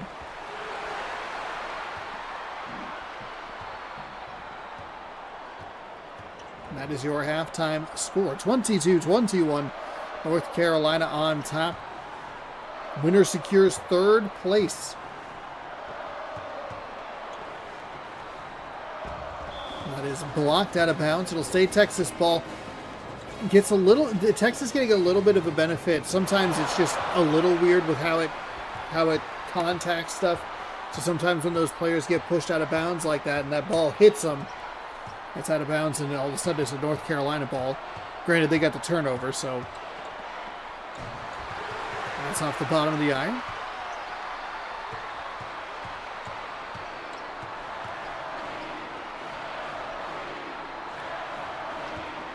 Pass inside. That is blocked. And recovered by number 42. And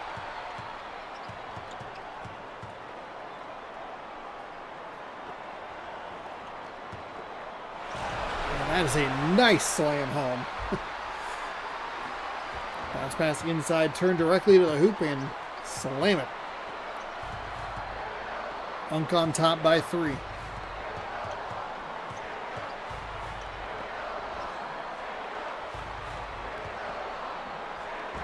That's a block into 3 defenders.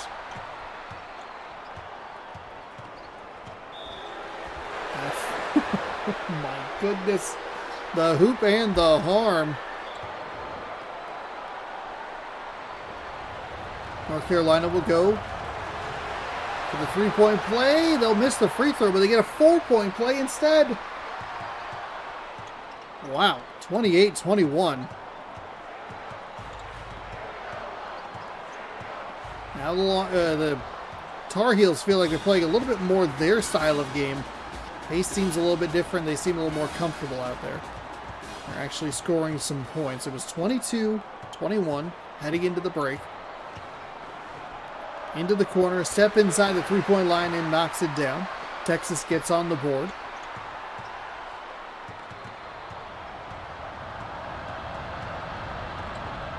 Bounce pass inside, foul.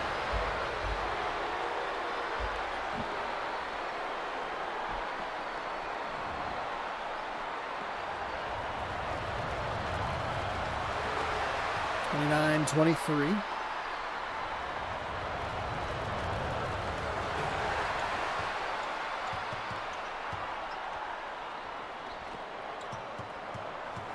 (30-23) now.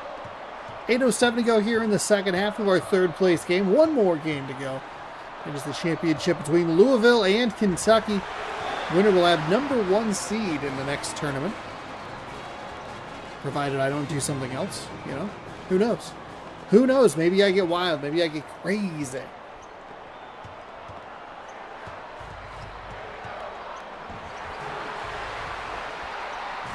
I mean, probably won't, but, you know, just put the little asterisk there. Plans can always change. 30-25. Texas doing a good job just kind of staying in this one. They're surviving this little Tar Heel run. Okay, well, they didn't survive that very well.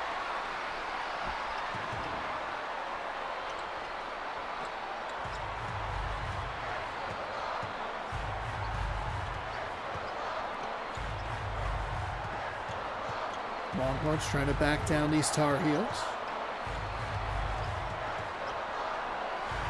Whew, wow, that was a very generous animation as he kind of faded to the side. Hit the shot. 32-27, 7:08 to go. Second half.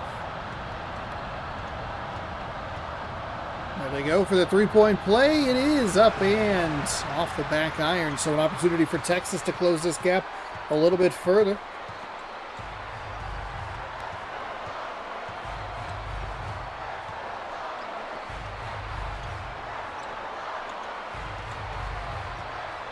Works it around the outside. Kicks and fires to #2. Gets the basket and the foul. Wow. A center with a foul on the shot beyond the arc. 32-31 now. The four-point play is completed.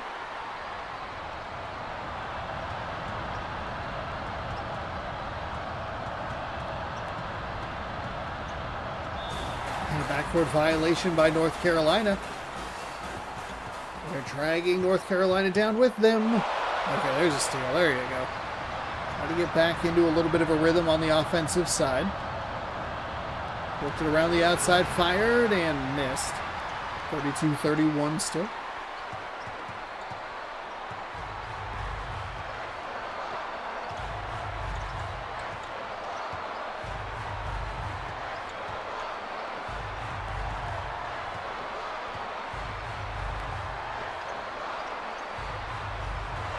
That is stolen away.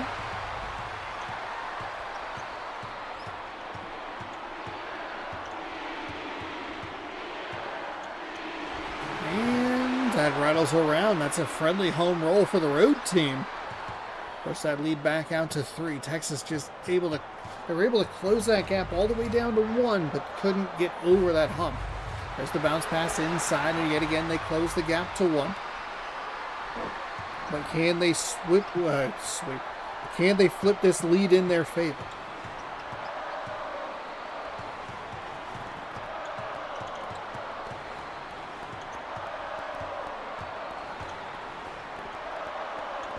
Ooh, he hit the block on the outside. I thought it was going to be that three-point play that works so well in this game, but it is not. It's blocked.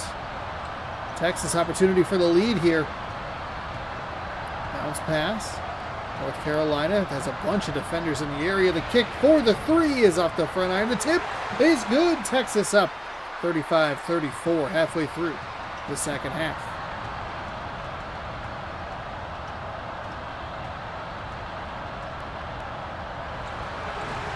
The deep two-point shot, no good. 35-34.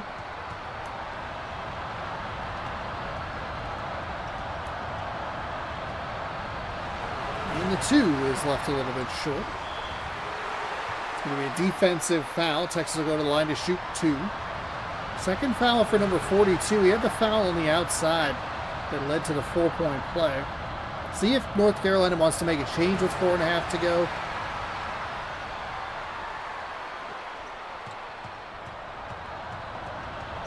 Somebody made a somebody made a change, but it wasn't who I thought it was going to be. It's very weird.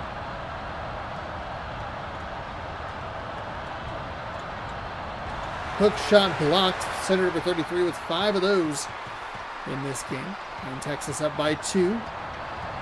Looking to push the lead.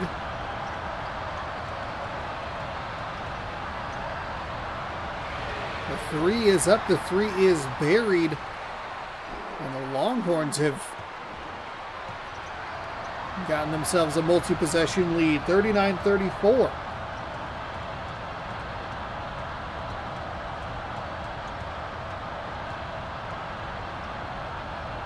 There's a deep 3 for North Carolina. Left it short. Oh, you got to nail those wide open looks. With a pitter-patter of footsteps there. That is a nice bucket for the Longhorns. And they are really pulling away here. Was it, what, 34-29? No, 34-27 maybe? Yeah, I think it was 34... No, 34-29. Because then they got the 4-point play.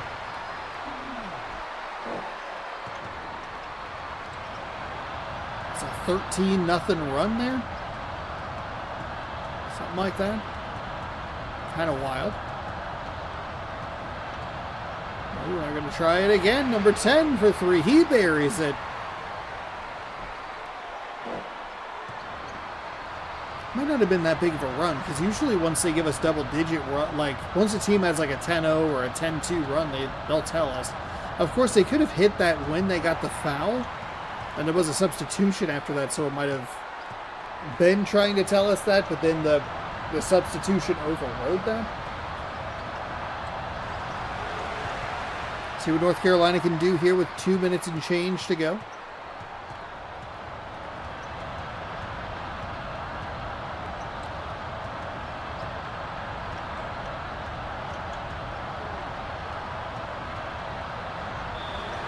That is a foul. Third personal, third team foul. Carolina to the line to shoot 2.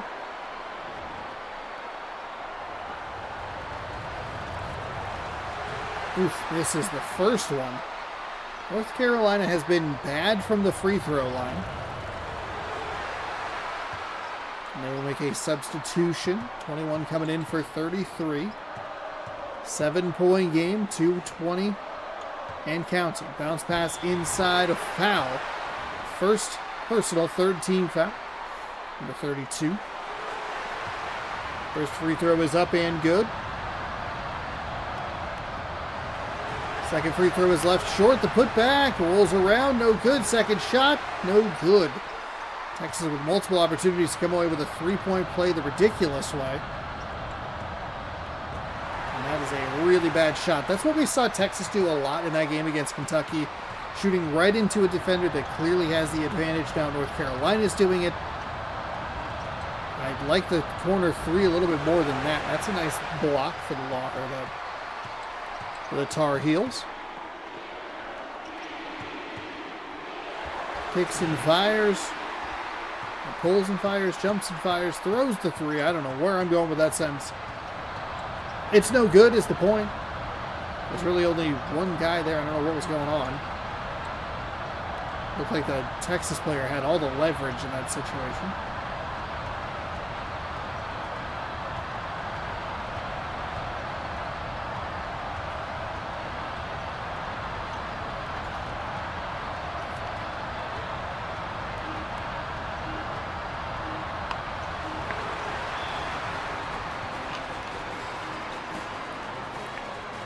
North Carolina will take a timeout here.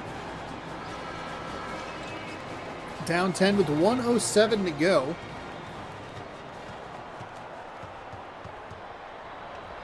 Nice spin move and then a foul. That's a huge break. It looked like it was going to be a blocked shot. But it does lead to the foul. North Carolina. They've been so bad at it. Just so bad at free throws today. They go 0 for 2.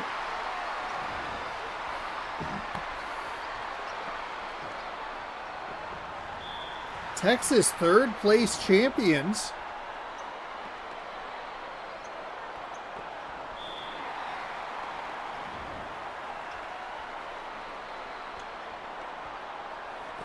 I don't know why North Carolina's really fouling. They don't have a shot.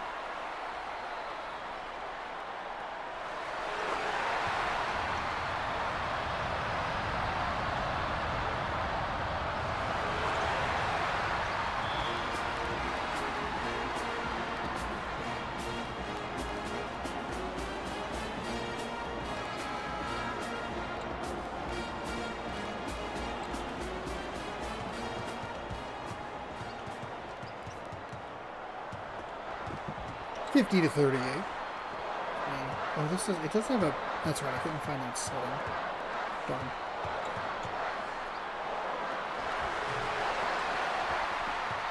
So North Carolina looked like they were going to be in a good spot. They were starting to get things rolling there early in the second half, but Texas, it feels like they just kind of beat this team mentally and then beat them on the court.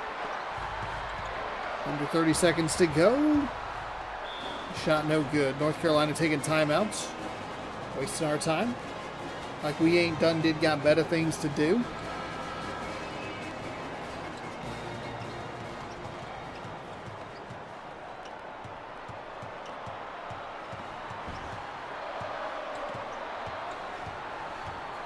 $50 to 38. North Carolina was looking for a three maybe.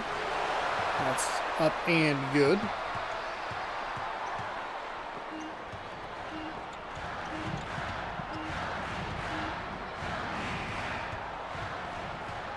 So there you go. 50 to 40. Your final. Texas wins the third place match. And that will do it for them. We will get you set for Louisville and Kentucky.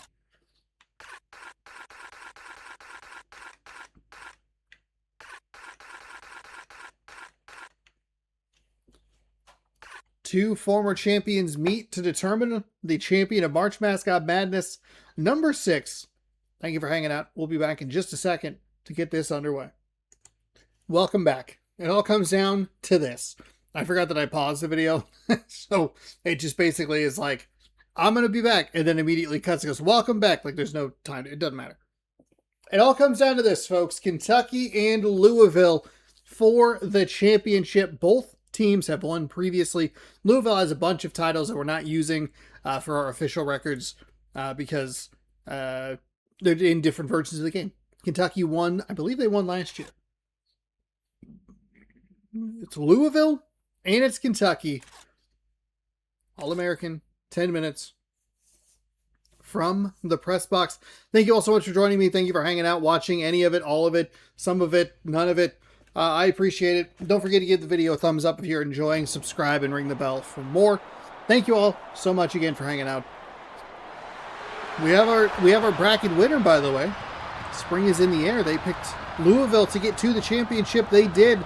That is the difference in the bracket. The only question would be, can they pick the winner of the whole tournament?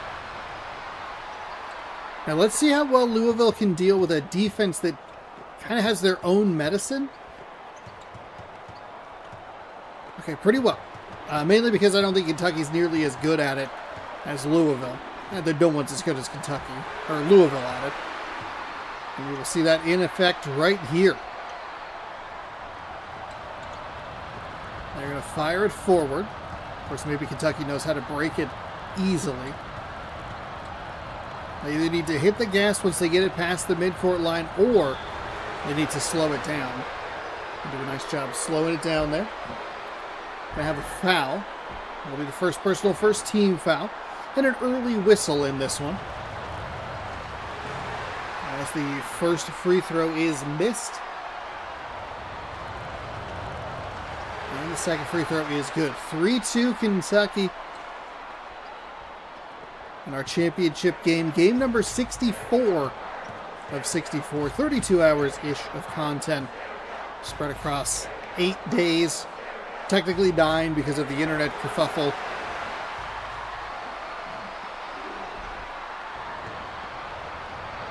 As Louisville takes its first lead of the day, 4-3. Teams have been surprisingly aggressive throwing the ball in and right back to the inbounder. Like it's very dangerous because it could very easily be out of bounds. Kentucky had what they were looking for, but the pass was way too late.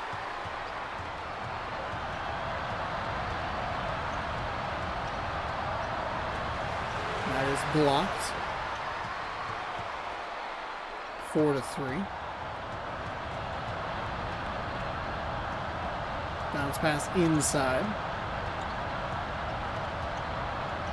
Spins, fires, leaves it. Out of bounds, Kentucky ball.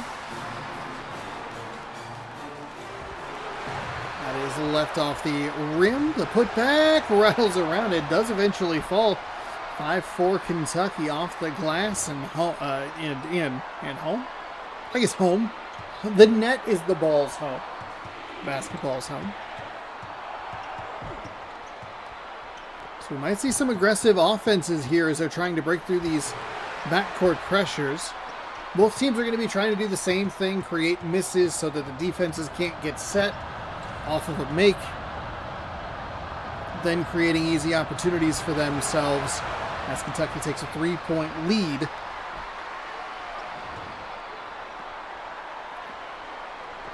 Louisville fires short.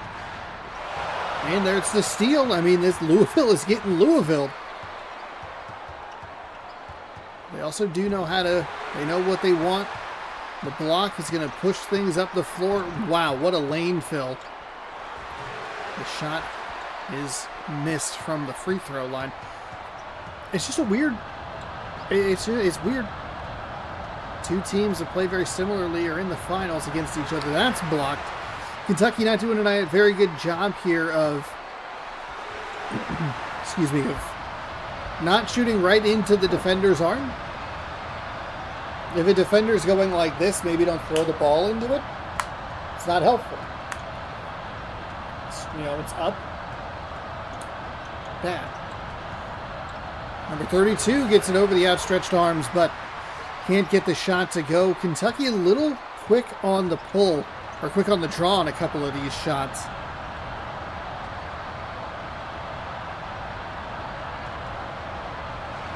As the Louisville Cardinals now regain the lead. 8-7, 4-0 run there. Kentucky had a nice little lead, but it's gone. That's a little redundant, my bad. And they're trying to get them with that mid-court trap. Where does Kentucky want to go with the ball? They're setting up screens, going bounce pass inside. Unnecessarily theatric dunk, especially when a couple of people behind can rip it. No reason really to, because in worst case scenario, it's a foul, it's a 3-point play, blah, blah, blah. Spinning, kicks back outside. That's off of his face. That was a weird play. Bounced off the beak and out of bounds. 9-8. Kentucky going to fire it forward. You got to get it. Oh, they had him in the paint, but instead they'll slow things down. I think you really want the center ball handling near the 3-point line. 2 quick passes inside. 44 can't get it to drop. So it'll remain just a 1-point lead. Slow start for both teams through the first few minutes. As Louisville makes that shot to swing it in their favor. Okay, so Kentucky does have a 3-point specialist. The ball is stripped away by Louisville. And they'll slow things down. I think you would want to try to push the pace, but one of the Cardinals was on the ground. And so that evens up the numbers a little bit. Instead of it being a 4-on-3, it's a 3-on-3 with one player on the floor trying to get up. And Louisville, with a nice putback, pushes the lead out to 3. Halfway home here in the first half. That's a foul. Center number 52 picks up his first, second team foul. And leaves the front end. Oof. Short off the iron. The second free throw's no good as well. Kentucky, oh no. I mean, I guess if you're going to put a shooter on the free throw line, you're going to want it to be the center. Good offensive possession for Louisville. They're going to try and push the pace with the speed. Off the glass and good. And a nice steal. Deep two. Can't get it to go, but the offensive rebound off the bottom of the iron, I think. Wow. That was almost a huge break for Kentucky instead. They come up empty and Louisville pushes the pace to knock it down. 16-11. They're going to fire it forward. That's right into a defender's arm. If you're going to fade, you got to fade away from the defender. Big old doofy arm stretched straight up. If you can see the pit, it's probably not a great place to go. Fires into the corner. Spins. Back outside. Misses the three, and the center comes up with the loose ball.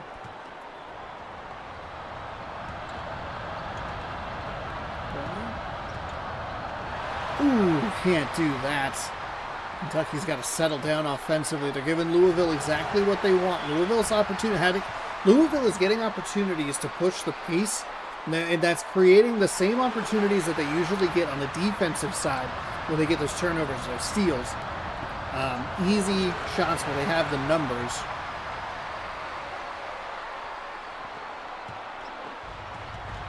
(18-11).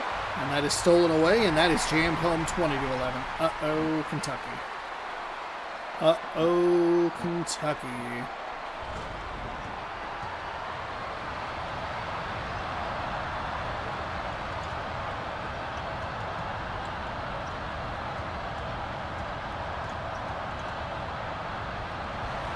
Okay, I like that. If you run it up the floor like that, it's kind of just waiting for it to end in a block, but nice job there. And Louisville's getting exactly what they need to. They're getting the game plan against them for them. There's a big old jam. They're blocking shots. They're getting turnovers. They're creating havoc for this Kentucky team, who is then not able to get into a defensive set, which means that Louisville doesn't have as many opportunities to throw interceptions. 1-2. Flipped up and good. So the hoop and the harm. And this one might be over early, folks.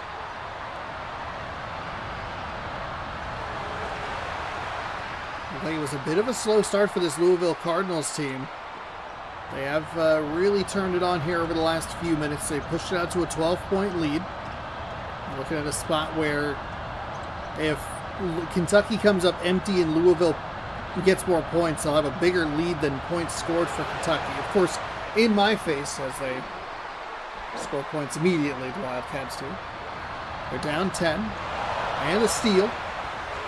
And the bucket. Okay, 4-point swing. 8-point game now.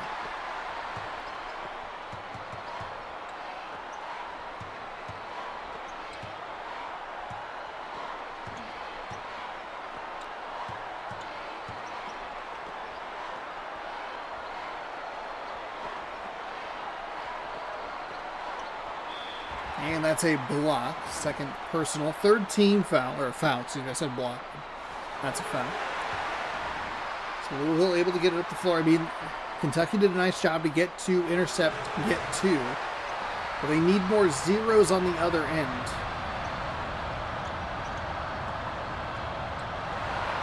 Ooh, and they can't be doing that. Oh, man. Well, they cut it down to 8, and then Louisville pushed it right back out to 12. 29-17.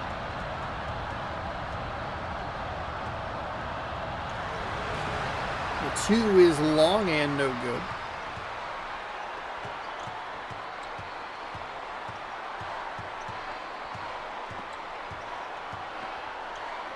Bounce pass inside, deflected, and dives out of bounds.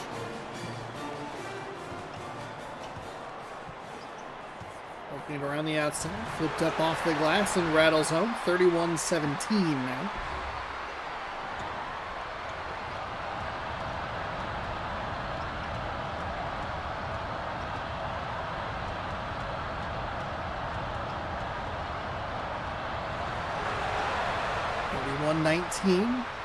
Can Kentucky get anything going? Or is it just going to be, I mean, it was as many as 14, as little as 8. My God. Everything is going Louisville's way.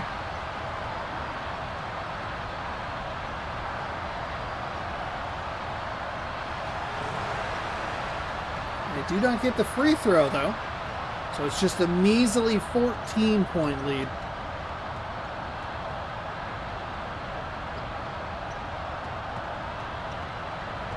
Ran right into the screen. It's just a disaster. Kentucky doesn't know what they're doing. That rattles home. 14 for 22 versus 10 for 21. 4 extra makes on just 1 extra shot.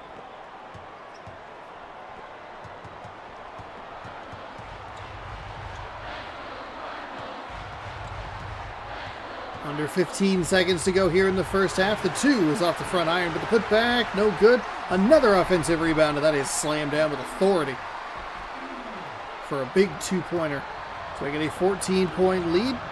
Kentucky, though, pushing the pace and blocked. One last shot. Can't make it. Okay. Well. All right. 35 points in the first half is actually incredible. 21 is average at best, and Louisville comes out firing immediately. We are getting more points, and we are getting more points now. Except for they missed the shot, so not entirely true. Around the outside for 3, leaves it off the far side.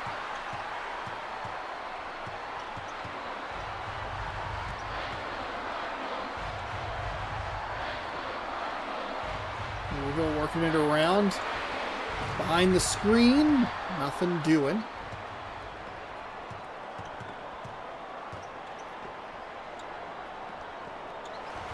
Okay, there's a nice find for Kentucky. Fires it inside.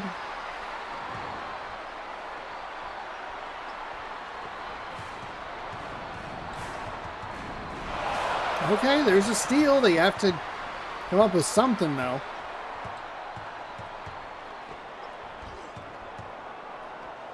Doesn't have to be 3. Just have to. It's going to be that thing where they just have to match what the Cardinals are doing. That's tipped no good. They just cannot get those little. That's your difference so far in this one has been the fact that Louisville's been able to get those second chance points, third chance points even sometimes, and Kentucky just can't get those tip-ins, can't get those extra shots to drop.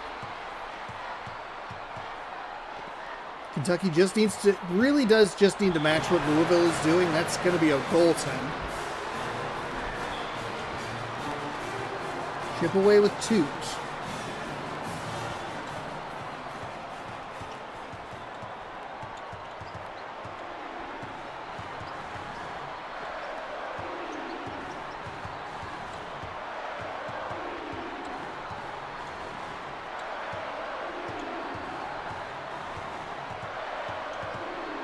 Louisville up 12, trying to drive into the paint. 4 Kentucky defenders there. Wildcats all over the place. The shot is missed, and we're going back the other way. 2 minutes gone here in the second half of our championship game. Louisville with a block. And Kentucky comes up with a loose ball and a nice finish inside. Bounces off the rib a couple of times and drops. 37-27.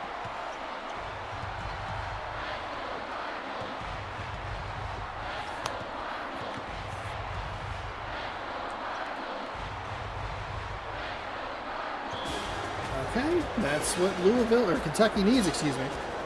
They need Louisville to kind of goof up, though. And out of bounds, like I had mentioned in the last game we watched with Louisville, is actually a benefit for them to having a ball just go out of bounds. Like a missed shot creates they don't get the ability to excuse me, to set up the defense.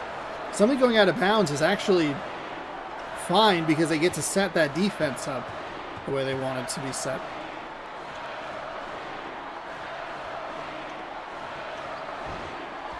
It's a really theatrical shot when you're down 10. Kind of looked like you just threw it at the backboard and was like, well, it'll maybe go in. 37-29.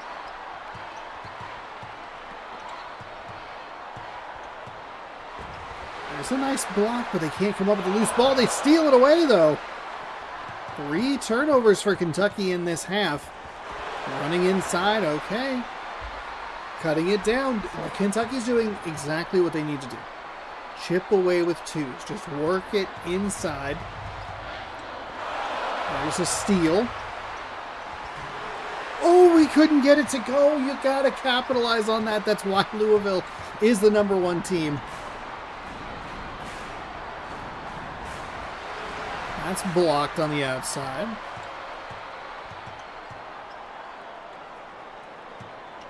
Turning those steals into mismatch opportunities in your favor. Kick to the corner, no.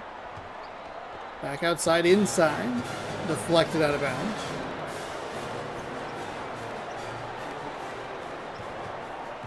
Inside foul in the basket. Kentucky making it at least interesting, so we can thank them for that. Okay, I was really going to be upset if they missed that free throw, but they do complete the 3-point play.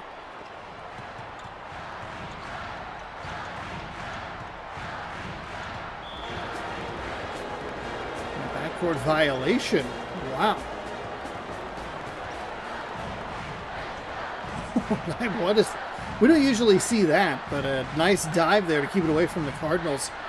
They can cut it to 1 with a 2 or tie with a 3. They threw an interception. Didn't matter. Defense does a good job filling the lanes. Feels like it's been a really long time since we've seen Louisville take a shot. It is absolutely smothered. We're going back the other way. 5:40 to go here in the second half. Kicks back outside for 3. It is good. 37-37. This has got to be a 12-0 run, right? I thought this game was done.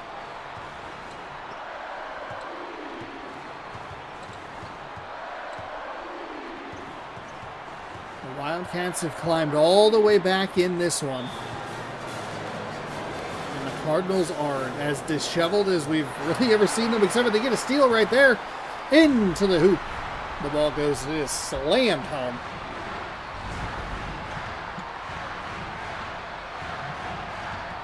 (39-37). Another turnover and a foul. Uh-oh.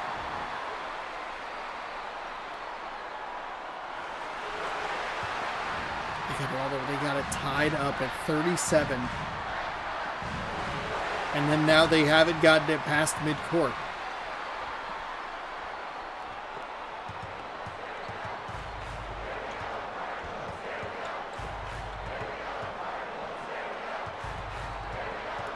Finally back onto the Kentucky side of the floor.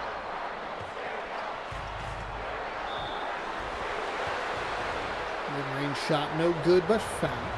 Third personal, third team foul, and they missed the free throw. Okay, Kentucky.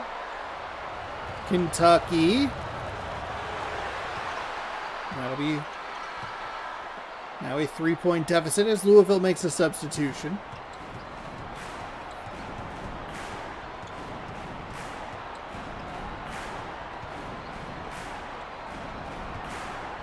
Kentucky just not really providing that much resistance up the floor. So it's very easy for Louisville. They just have to be patient and take their time. There is the 10 seconds to get up the floor, but we rarely see that called, if ever. A couple of free throws are good, and the lead is back out to 5.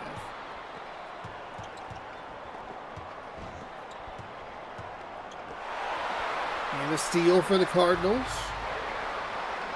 Back outside. There's the 2. It is off the near side.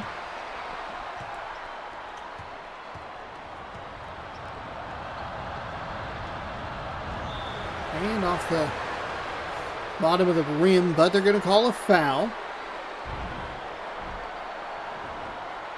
Second personal, fourth team. And that drops. And off the front iron, no good. Okay, 1 for 2. That could be the difference literally in the game right now. Could be the free throw misses that Kentucky has had. It's a 4-point game.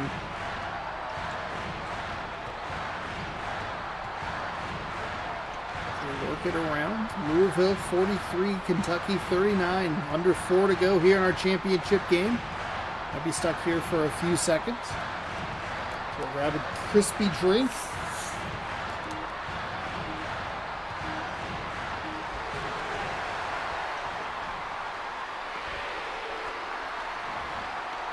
That might be the backbreaker.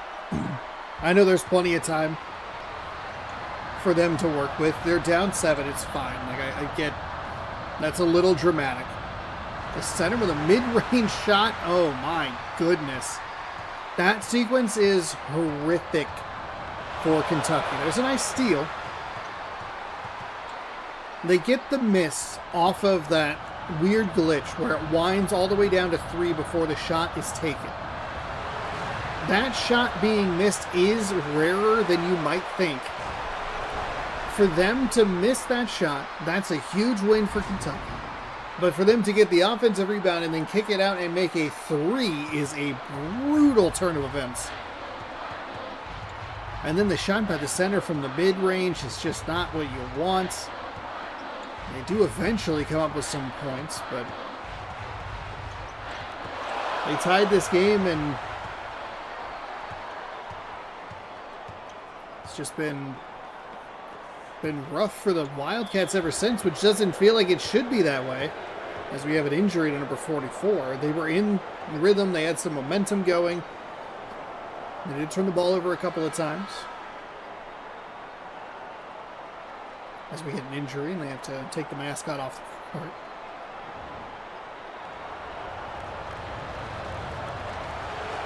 And that is up and good. And the second free throw is missed, but the offensive rebound is good. So 3 points the weird way. And it's a 2-point game with 2:33 to go in the second half.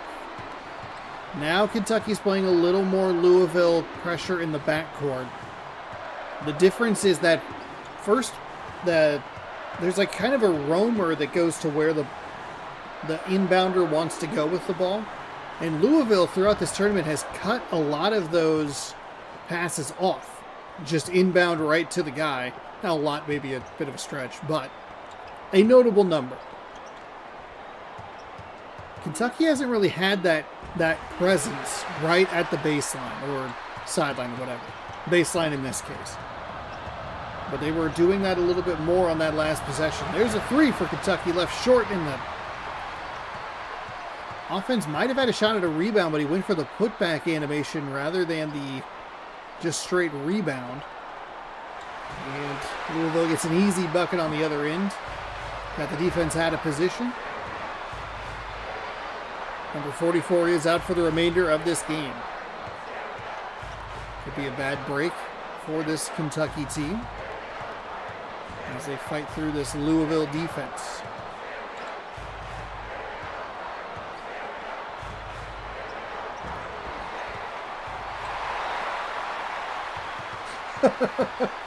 They went for the alley-oop, alley layup, whatever it was. That got rejected.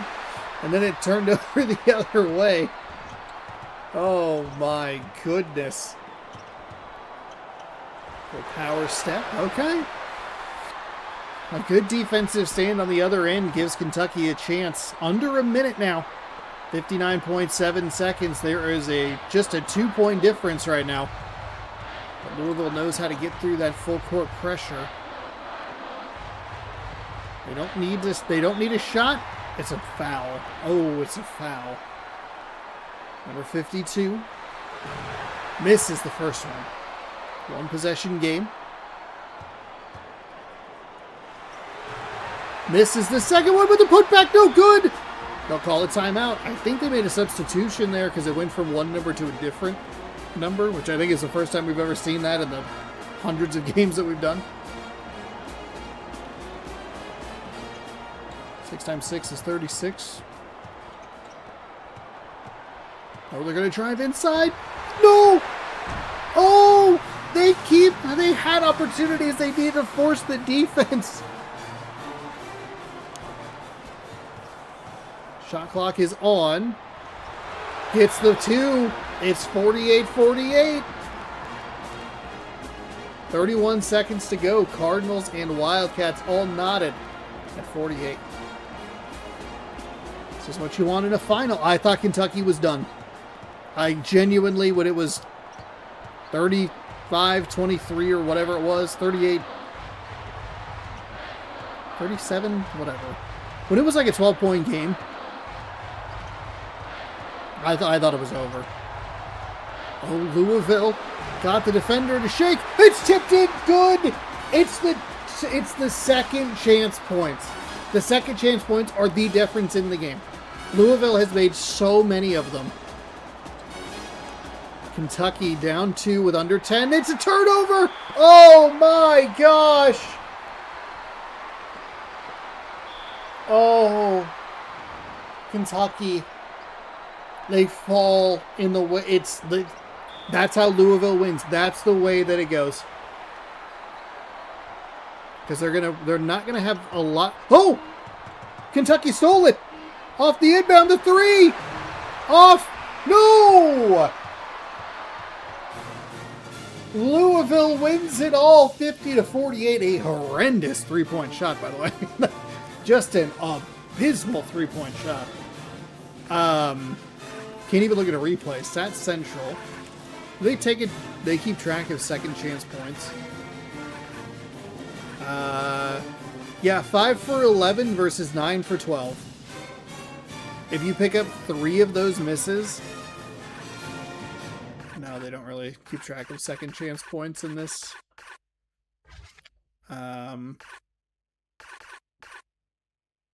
Wow. So Louisville survives the last couple of games, winning both matchups by a total of 5 points. A couple of things go just a little differently, and potentially we have a different champion. But we do not. We have Louisville winning their second title in NCAA March Madness 2005. I feel like, because I said that it's produced a bunch of different champions, the game went, got it, you want the same champions. And I know. You had an opportunity to give us different champions twice now. And you didn't. Louisville 50, Kentucky 48. Verify that the winner is Louisville. Submit the score. And Louisville wins everything. They are your champion of March Mascot Madness number 6. That'll do it for this installment of this tournament that I run every March here on the channel. Sorry, it got a little weird here toward the end because of the internet issues. Seems like it actually ran perfectly fine. The internet did after, but I didn't need any more headaches. 64 teams, 64 games. It's about, I want to say 32 hours-ish of content. 8 parts over 8 days, 8 games. It's a lot of fun. Hopefully you enjoyed. Congratulations to our bracket challenge winner. Spring has sprung. And you got the prediction. You are the prediction champion, so congratulations. You picked, not only did you get first place, you got the champion correct. Louisville. They win 6-0. They are now 22-2 all-time in this game. NCAA March Madness 2005. It was close in those last couple of games, which was very nice. I thought Kentucky was cooked there in the second half, but they didn't end up being as out of it as I thought. Horrible 3-pointer at the end. Thank you all so much for watching. Hopefully you enjoyed. If you did, give the video a thumbs up. Subscribe to the channel. Ring the bell. You'll be notified when I post new videos. And we'll see you next year for more March Mascot Madness. Check back the other stuff. Baseball later tonight. Mariners taking on the Yankees. Taste test tomorrow. All the good stuff keeps on coming. Thanks again for watching. Good sports. Go basketball. And we'll see you next year. Bye, everybody.